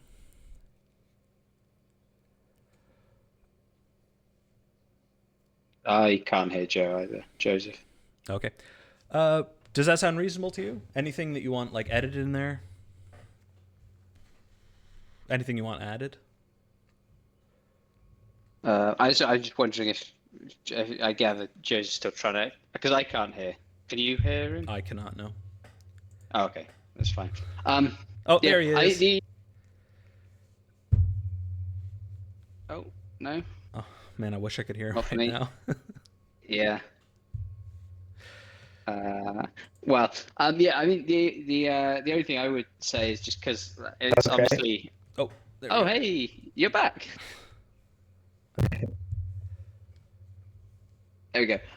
Yeah, just because like I don't really know the setting, so like I would say naturally I'm going to be predisposed to ask a lot of out character questions because it's like my character lives in this world. There's no way in hell my character, it's like me going down into the street right now. There's no way in hell I ask, How would you go about what's that tram? that? I know what a tram is. So yeah. I'm probably going to be asking a lot of. Yeah, can you hear me? Yeah, we can hear you now. Yes. You're quite Yeah. Hello? staticky. Yeah. Yeah. Oh, So okay. if we can You- avoid out of character questions like that, that's my preference. Just because I think it interrupts the flow and it sort of gets me out of character. So a couple I of get what you mean. It's just it's yeah. very difficult to do that in a okay, give me. world where we're just trying to get Oh, yeah, like okay. because I don't know anything about the Yeah. world, and it's like trying to ask everything as an in character question is equally just weird because it's like, well, my character obviously knows this. Okay. This is like the most This basic is I piece can of see you information. perfect. Yeah, I get that. So that's fine. Yeah, I just say avoid it if you can, but if not, that's fine. I don't expect us to be in character all the time. I'm hoping that you'll be able to pick up most of it from context clues. And I mean, like, it's ancient Rome. I mean, I'm sure you know. I'm sure Fair you know. enough. I'm sure you know I mean, quite a bit about it. if we're mostly sticking with, I mean, I don't know too much ancient Rome history, but you know, But I'm sure you know, I've like, the listened to some aesthetic of podcasts. it. I've seen Gladiator. I've seen that stuff. Yeah. Yeah. So, yeah, anyway, it's fine. I just like to stay in character most of the time. But again, it's not something we need to 100% of the time. Just like, I find that's like fast and emotional and you really get into it. And I think it's just the best way to play by far. So, yeah, I just ask that you guys humor me for this like short session. And then because I've never played with this like with the players as well. It's mostly just been me doing it. So I really want to see what it's like if we all really like get into it and really like bite into our characters, you know? Yeah, so the last thing I wanted to do was just go over like some of the factions that exist in Silernia and see where you guys want to start. If you guys have a preference, if you don't, I can just like choose something to be a starting adventure. So the factions that exist in the city, there's like 5 patrician households that are all sort of vying for Can power. you guys hear me now? Yes. Yeah.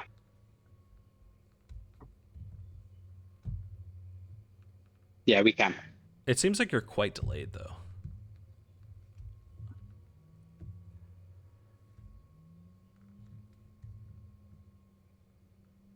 Yeah. This is brutal. I can't hear Can't anything hear it now. now, yeah.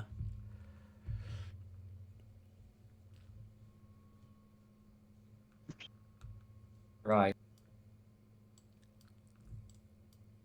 Oh yeah. Seems So like we can hear you All when internet the views. web. this is so weird. Did you say your internet died? So are you trying to You use like guys- a phone connection or something? Yeah, can you hear me now? Yes. Yeah, maybe it's just the phone's limited bandwidth or something. So this is weird because I can hear you guys perfectly all the time. It's almost like my upload bandwidth is not enough. Huh. Oh, interesting. So, I mean, it's not ideal, but I guess you don't really need to see my face for the game. I mean, I do really prefer it, but like needs be as the devil must. If it doesn't work, it doesn't work. Yeah, okay.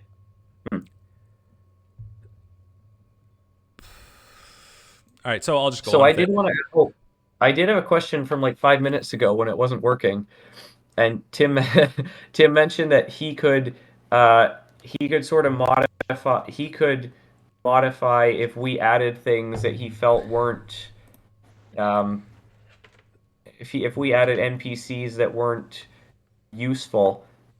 What would that look like? Let's say, I don't know, as my character, I notice a guard across the street and ask for help, and you're like, well, Joe's just making it too easy on himself. Um, what would that sound like for the GM to modify it? So if you created one that was like, oh yeah, I'm gonna go talk to him over there, I might say like, oh, he's actually a mute, something like that.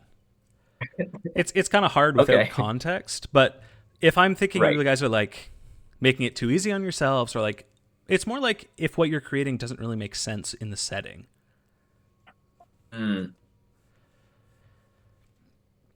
Yeah, I'm gonna try to I be. could imagine you having fun with that. I'm going to try to be very lenient on this. And like, I see the role of the DM as like trying to keep a believable world. So I'm trying to make a Right. world that you guys can believe in and that is immersive. Right. So if one of us creates something and you think it doesn't fit, you could just, oh, the character realizes he actually just saw a funny shaped bush. Yeah. So yeah, something like that. Okay. But like, I really, I trust you guys as far as I can. Like, I trust you guys are trying to make this experience work, and we're all trying to have a good time together. Like, Yeah. so yeah, I trust you guys. I trust you guys that from my will make stuff that works.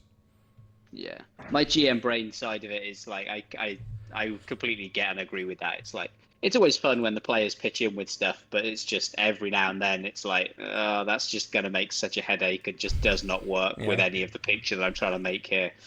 Yeah, I just need to retcon that because it's just not gonna work if I don't. So I get that, but I also agree that it's like it's not something that you're doing all the damn time. It is just those rare occasions where it's just like, okay, that one thing's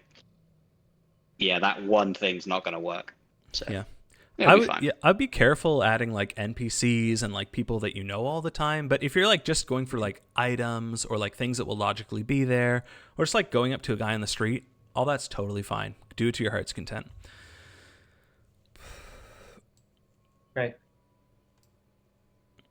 All right, so I'll just quickly go over the factions, and you guys tell me if there's anyone in particular that you guys think your characters would be. Oh, we need to do character names.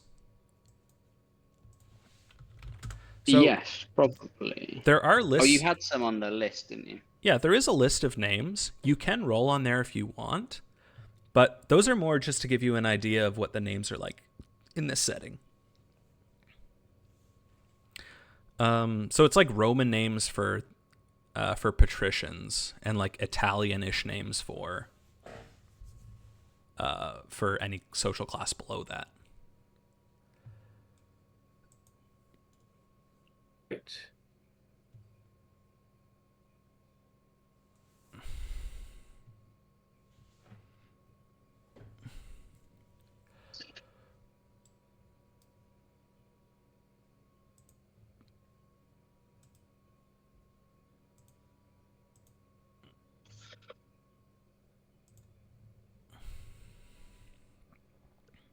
So we are both plebeians. Yeah.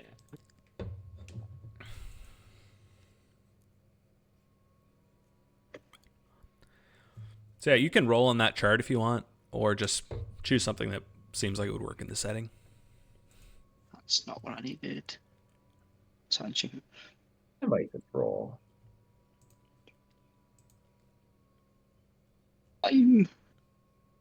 How does Giovanni sound? Sounds great. And I rolled a 3, so I am Brancagio. Okay.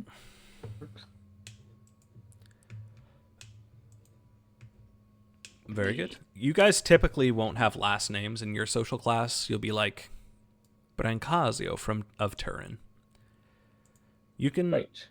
You should change your character's name to be like your character sheet's name to be that. So if you open up your character sheet, top right hand corner, you hit edit.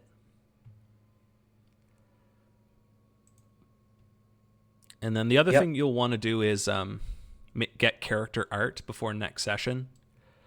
You'll just want to get something that looks vaguely like historically Roman and that you think represents your character well. And then make a token for it. There's a website called Token Stamp that does this pretty well. I'll put a link to it in the resources chat. Sure. Is a token like a mini version of it? Yeah.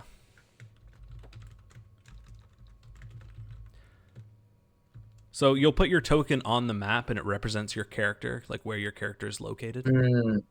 A lot of their combat will be like, it's called Theater of the Mind. It's just where like we're all imagining where the characters are. But for some combats, we'll like actually put our tokens on the map and like move everyone around. Okay, so we've got names. So I'll just quickly go over the factions in Silurnium. So there's 5 noble families that are like sort of vying for status, power, and money within the upper classes. They're all associated with like different merchants guilds that produce different types of goods in the city.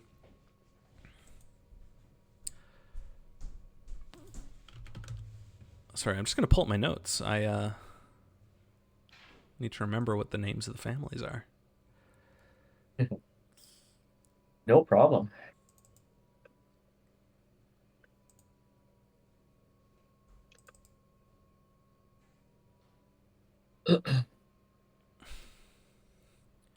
All right. So there's the Stanham family that owns like the local copper mine. They're quite wealthy. And there's the Fagula family that owns the pottery guild. There's the Linham family, the patriarch of which is a man named Alvise, who sort of led an unsuccessful coup recently. He fled with most of his family and servants and money, and he founded a new town called Florencia, which is a couple tiles up from Salernium across the Sienne River.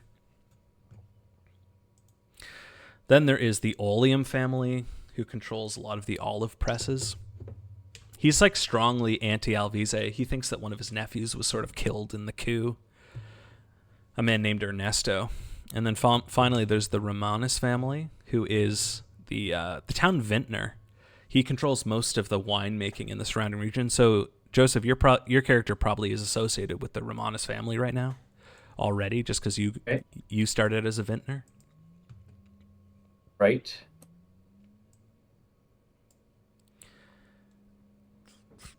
I think that works for Giovanni as well.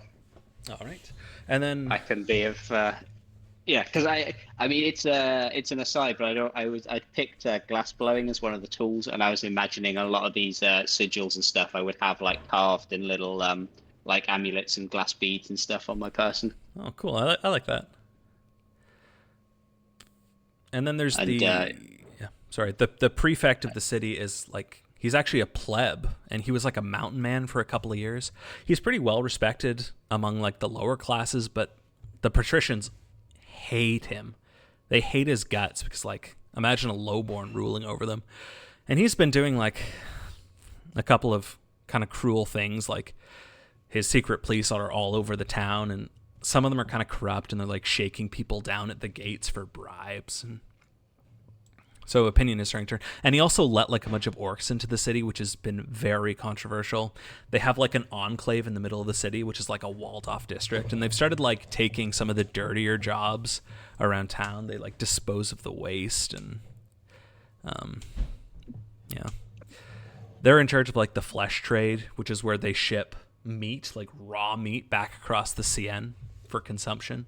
Technically, any kind of like intelligent life is illegal to trade. It's only like animal meats, but everyone knows that like they do, raid the occasional dead body and carve them up and send them across the river.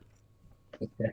Lovely. And then there's also like a sort of unknown faction that's everybody thinks they're trying to take down the prefect. But it's a very shadow organization. It's a woman named the Sparrow, but nobody knows exactly who she is. Ooh. And then the other big player in the area would be Alvise, which I already talked about. He's the leader of like Florencia. He is like a very wealthy man. A lot of people think he's sort of like some kind of magician, because he tried to kill the old prefect, and he did actually succeed, but he actually married one of the prefect's younger daughters, and everyone thinks he has her like ensorcelled. Is that a word, ensorcelled? Yes.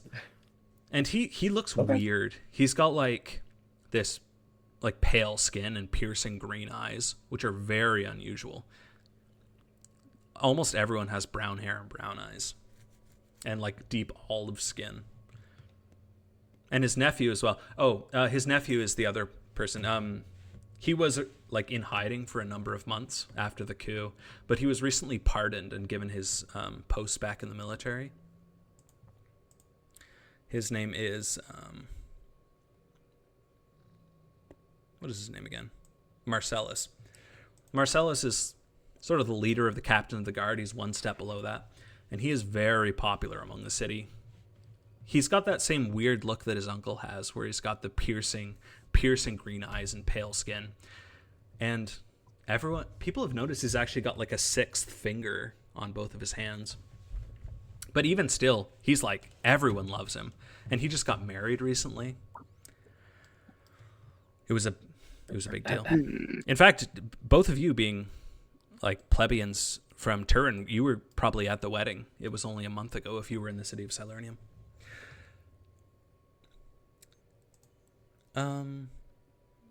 Yeah, do any of those factions sound interesting to you? Like, you could be working for maybe Marcellus or the Sparrow. You could even be working for the Prefect or one of the noble families. I think the winemaking family, staying out of the heart of city politics to start with, seems wise. So the Romanus family is probably the most political. He's very like pro Alvise. He's been backing Marcellus very intensely, and his daughter is actually married to Marcellus. It's Antonia. Antonio Romanus married Marcellus.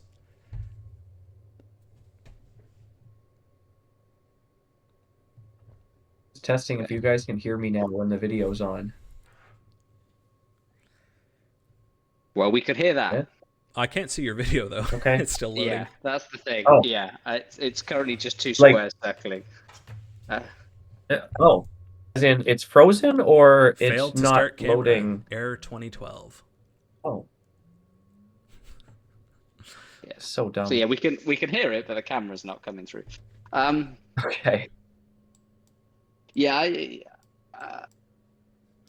don't know. Yeah, I mean, I'm gonna have a hard time keeping track of all of these factions just at the get-go. There is actually a document that one of my previous players made, which is the list of NPCs. So there is something in there if you want to take a look at it. That will give you some like spoilers because there's people in there you don't know, but I might, yeah. I guess I could just I'll delete the see. people you don't 'Cause- know. Is that on Roll20 or? It's in the Discord in the SR home Oh. rules section. Oh yeah, okay. I think I vaguely remember seeing that, but because I don't have Discord open on the computer at the moment, so it's okay. I won't go searching for that now. I just don't want to be like, because I do agree, I don't want to be mid-session, just spending the whole time reading documents. You know, like Of course. spending the whole time rather than role playing, just trying to skim read all these documents off to the side. But I also know that there's no way I have the mental bandwidth to take in all the factions. Yeah, totally. So I guess we just have to I think- muddle through as best we can. If you guys just want to choose one of the factions, or I can choose for you, and then all you have to do is really remember that one. Yeah. Yeah, I'll choose that wish- making one since that does make sense for my character. Okay. So you guys Yeah. will be faction agents for the Romanus family. So, a couple of things that you guys would know is that the Romanus family was like one of the first ones to re-engage with Alvise after the coup. They sent like a caravan that was mostly their goods over to Florencia in return for like a bunch of other goods coming back.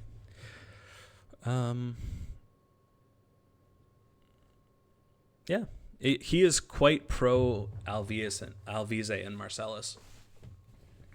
So I think we'll start tomorrow's session with you guys going in to talk to the patriarch of the family, whose name is Ottavio Romanus. Okay. And we have one more player, right? How No, does that? it's just two more? It's just the two of you. Oh, interesting. Okay. Yeah, it's really hard to get people. I was just really itching to play again. Okay.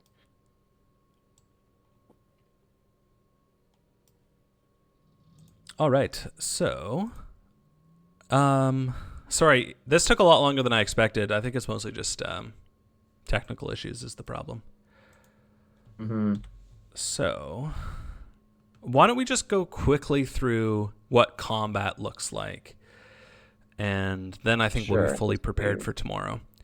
So what you're going to want to do is Okay. drag your token. You probably don't have a token yet, but when we do combat, you're going to want to drag your token onto the map. We can just use this main map for now. But you need to have a token to like roll initiative. So I'm going to bring up the initiative tracker and I'll say roll for initiative. and you can go into sheet. You have to select your token because then it'll automatically add you to the initiative tracker. Yeah, is that?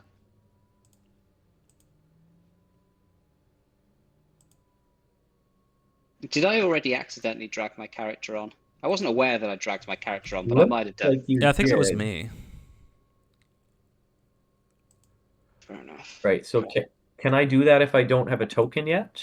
You can roll for initiative, but then it won't automatically It'll add you to the tracker. If you drag yourself out, it'll just show you as that.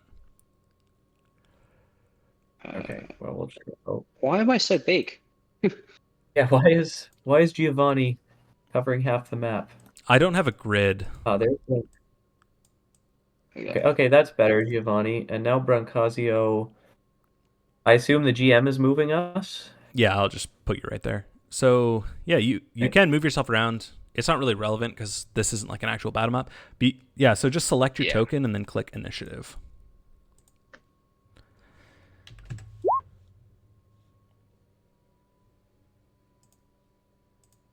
Initiative the green? Pardon? Dumb question. Is the initiative the green? The green. I don't really know what you're talking about. Well, like when I click it, there's kind of a gear below to the left, a circle below. Oh, I can actually change my token. Sorry, I don't really know what you're talking about. I don't see any green on your sheet. If you open up the character sheet again and you click on at the top in the initiative box, if you click on initiative, that's what rolls it. Oh, okay. I thought we were actually clicking on the token on the map. Oh, no, sorry. So click on your token so that it's selected. So then it knows to add you to the tracker. And then you click the initiative button on your sheet. Okay. Where was that on the sheet? Near the top? Near the top in one of the boxes. Oh, yeah. Like Green. Okay. There we go. Okay. All Thanks, right. guys. So then what I will... Now, a lot of what I'm saying here, I won't actually say when we start the game. I'm just explaining how it all goes so that you understand. So then I'm going to sort this from highest to lowest. And then I'm going to announce people's turns. So I'll say Brancazio. And then he will do his turn. So at this point, I would... Because obviously the players are the ones who initiate combat. Usually, it's not usually the GM that does it. So I would say like, oh, you see, I don't know, 2 bandits on the road in front of you. And then I say roll for initiative. And then it is Brancazio's turn. I'll say like 20 feet away or something. Brancazio, your turn. Okay, so we're... Oh, I guess I should explain. So on your turn, you get to do a couple of things. You can move up to your speed. This is called your movement. Then you have an action. Mm-hmm. An action is like anything that you would want to do, basically. Attacking is an action. You can dodge for an action, which makes you harder to hit. You can disengage, which means you don't get hit with opportunity attacks. Those are the main ones you'll probably be using. If you're an evoker, you can also evoke a sigil. That is usually an action. And then you've got what's called a bonus action. Most classes don't actually use bonus actions very much, so you don't really have to worry about that. You also have a reaction, which is generally used off turn. The most common use for it is to make an attack of opportunity. If somebody leaves your reach, which with your type of weapon is just 5 feet around you in every direction, you get to make a free attack against them. So if they leave my range. Yeah, if they leave your attack range. So if they move from 5 feet away from you to any other distance. So you've sort of got like a zone of control around you, I guess. So typically what you'll do on your turn is you're going to say like where you are or where you're going. So like I run up to the goblins and then I slash out with my axe trying to catch them in the chest. And at that point you'll roll for it. So you can make an attack with your great axe. Okay, right. So I hurl my javelin at the goblins. Yeah, so then actually roll the attack just so that you're familiar with how the roll works. Yes. And this is where I just have to get more comfortable breaking character because I forget my javelin strength off the top of my head.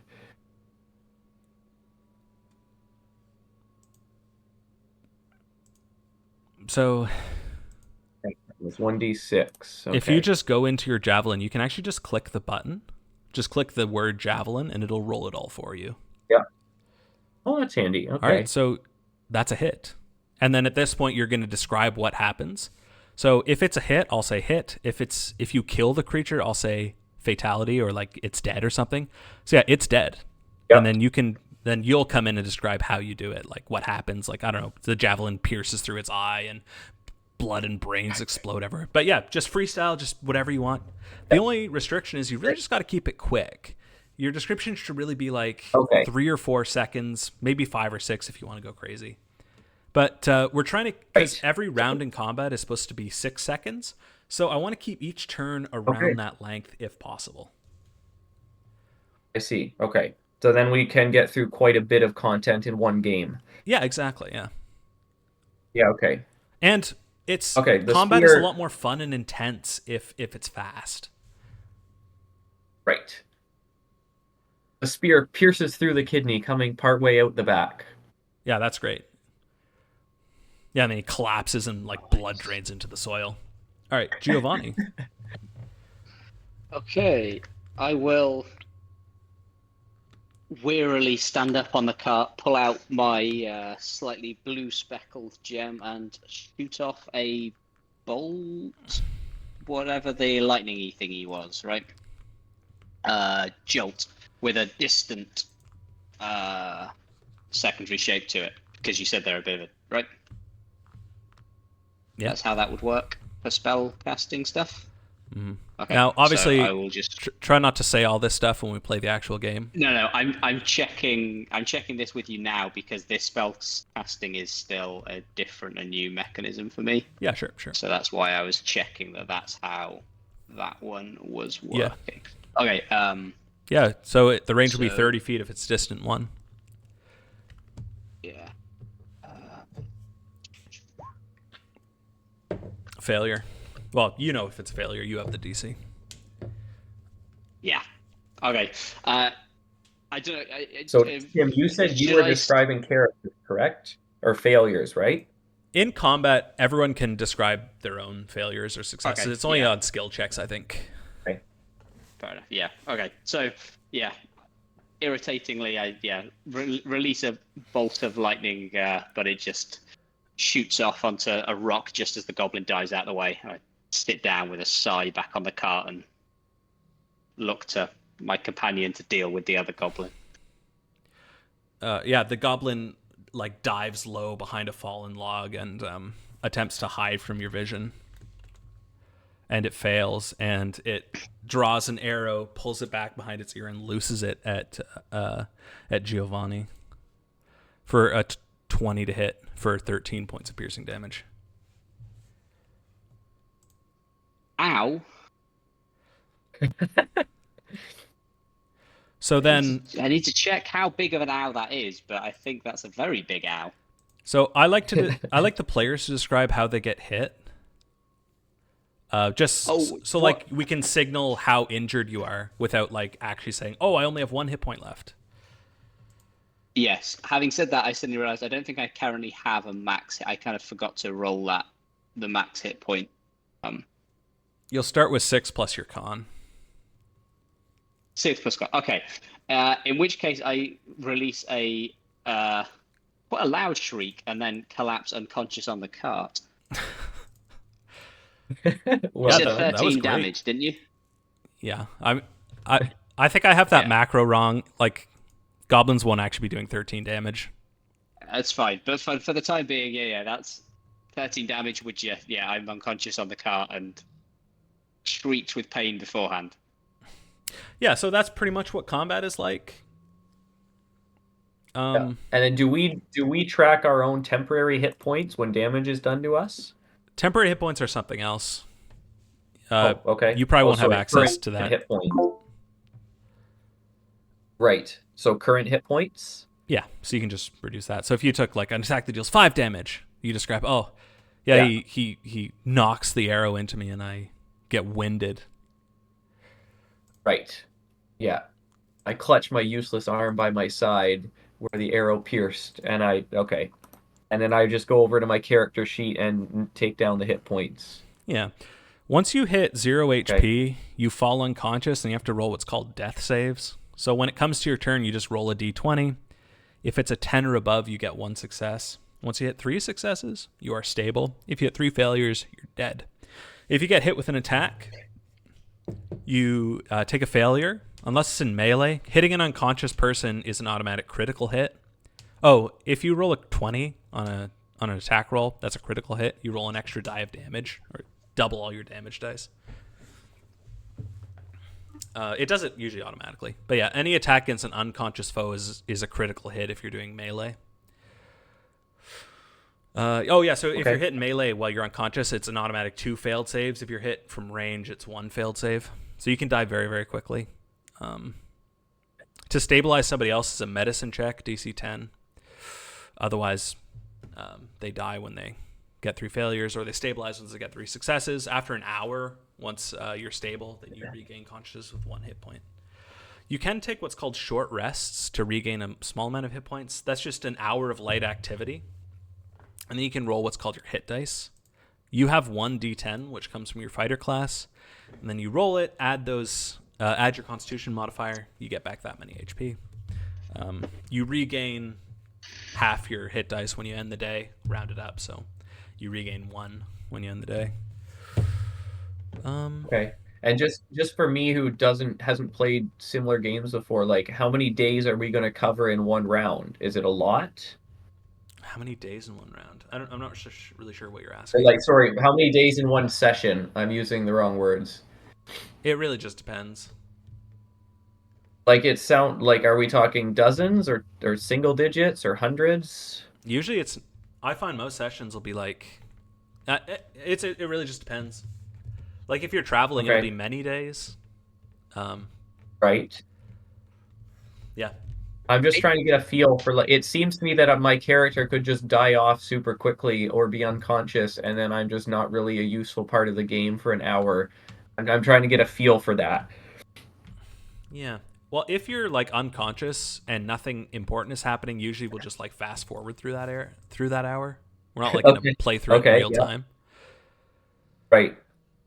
Basically, we only play through things in real time when there's something interesting going on. So like, if you guys like go out for drinks in the pub, we're probably not going to play through that whole thing. Right. Usually it'll be like a couple of turns back and forth of you guys talking, maybe ordering drinks or whatever. And then you'll start like doing a couple non-interesting things. Like, I don't know. Yeah, like I tip my beer back and I slam it down onto the table. And that's a signal to me that we can like move along and we've gotten all the juice that we can out of this scene.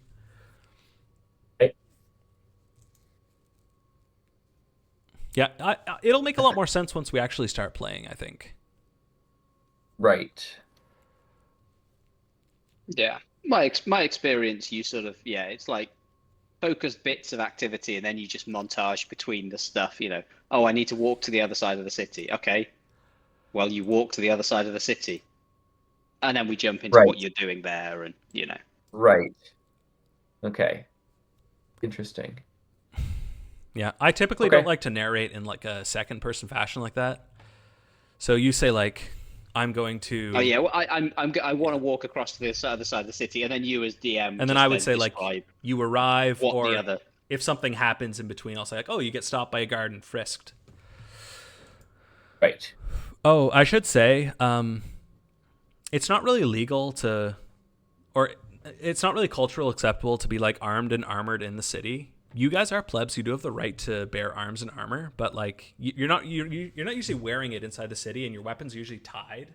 So like the guards will sometimes come and check to see if your weapons are drawable, and if they are, it's like, I don't know, a fine, or if they hate you, you'll go to prison, or maybe you can bribe them. What about carrying some glass beads and some clothing? Because I can't wear armor and I don't have any weapons. Yeah, I guess you'll be good either way. Yeah.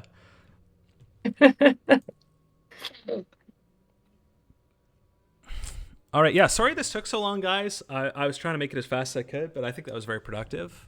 Thanks for attending, everyone. Anything else that you guys want to go over? So just double That makes checking sense. by tomorrow, I need a token. You said you were going to post a link to a good website for that. Yeah, it's in the home rules. Oh, it's Rule there sheet. already. Okay. Okay. Um, and then ideally being fairly comfortable with the attack mechanics so I don't have to kind of ask about them or think about them every time.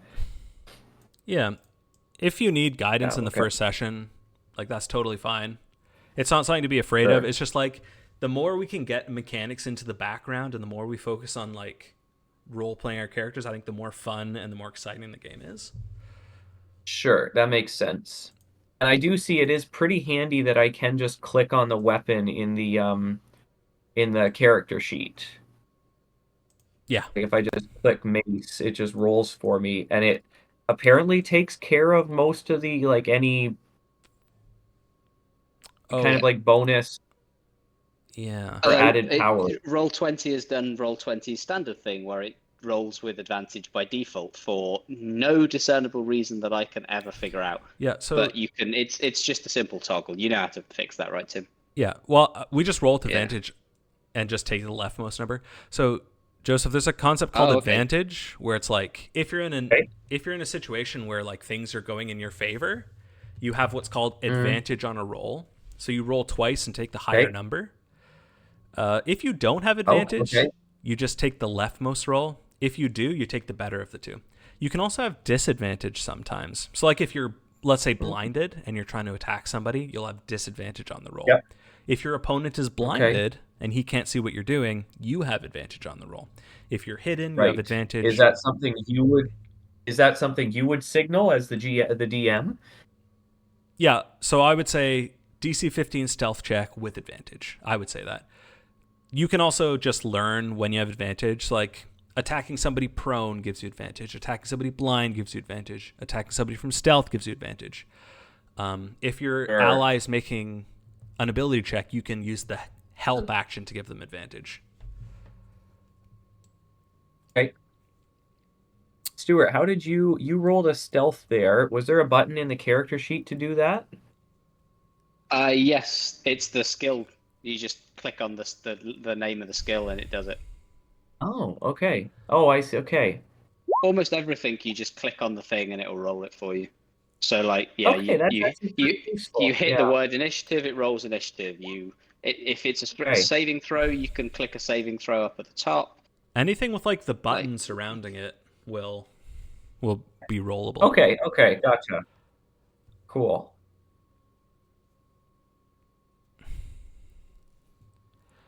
Okay. Yeah, I think that's pretty much No, that's thanks pretty for much bearing it. with me. I know I'm new to it. I hope we can have fun. Oh, the only other thing is you got to buy your armor. Don't forget about that. Mm, Because the armor actually sets your AC. So right now you're like very hittable, very killable. okay.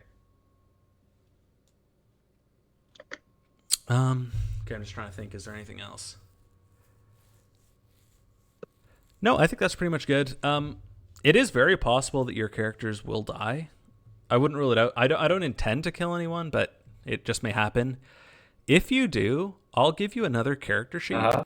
You can just follow the procedure and make yourself a new character, and then just ping me, and I will introduce you in like a coming scene. Okay. Oh, the other thing to do before tomorrow is just like think about your character, what your character wants. What does he think about like all the factions in the gotcha. city? Like, does he like the prefect? Is he like more traditional, where he's like, oh, the prefect is kind of a pleb. The plebs really shouldn't be in charge. That's more the patrician's job.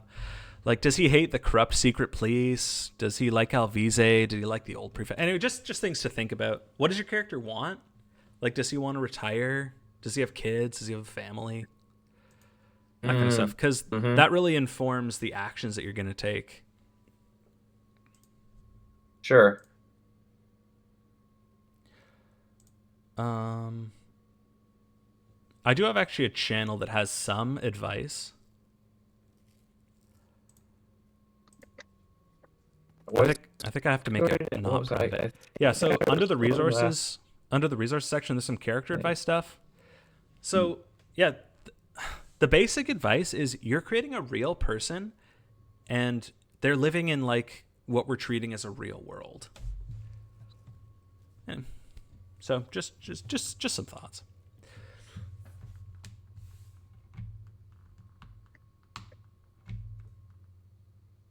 Right.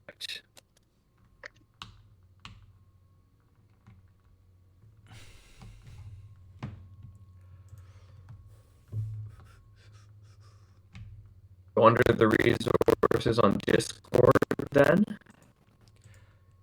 Yeah, I think I'm trying to put everything in the Discord, so it's like the Or only on place you have to SR20. reference.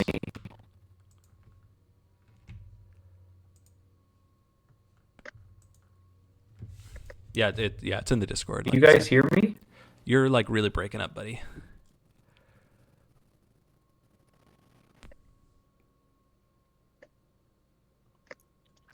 Hello? Okay, I guess he can't hear us. All right, well, why don't we call it? Why don't we call it there then? I really hope Joe's internet is better by tomorrow. That would make me happy. Yeah, that would be good. I will. I'll see how I'm doing in terms of if I didn't want to have to carry my laptop to and from each day, but this Chromebook is struggling, so I'll see what I do. The phone camera kind of works, but it's not the best. TGC resources.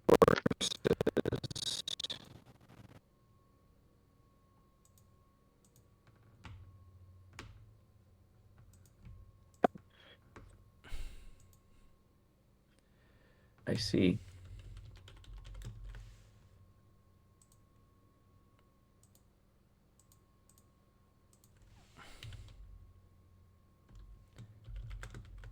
Good.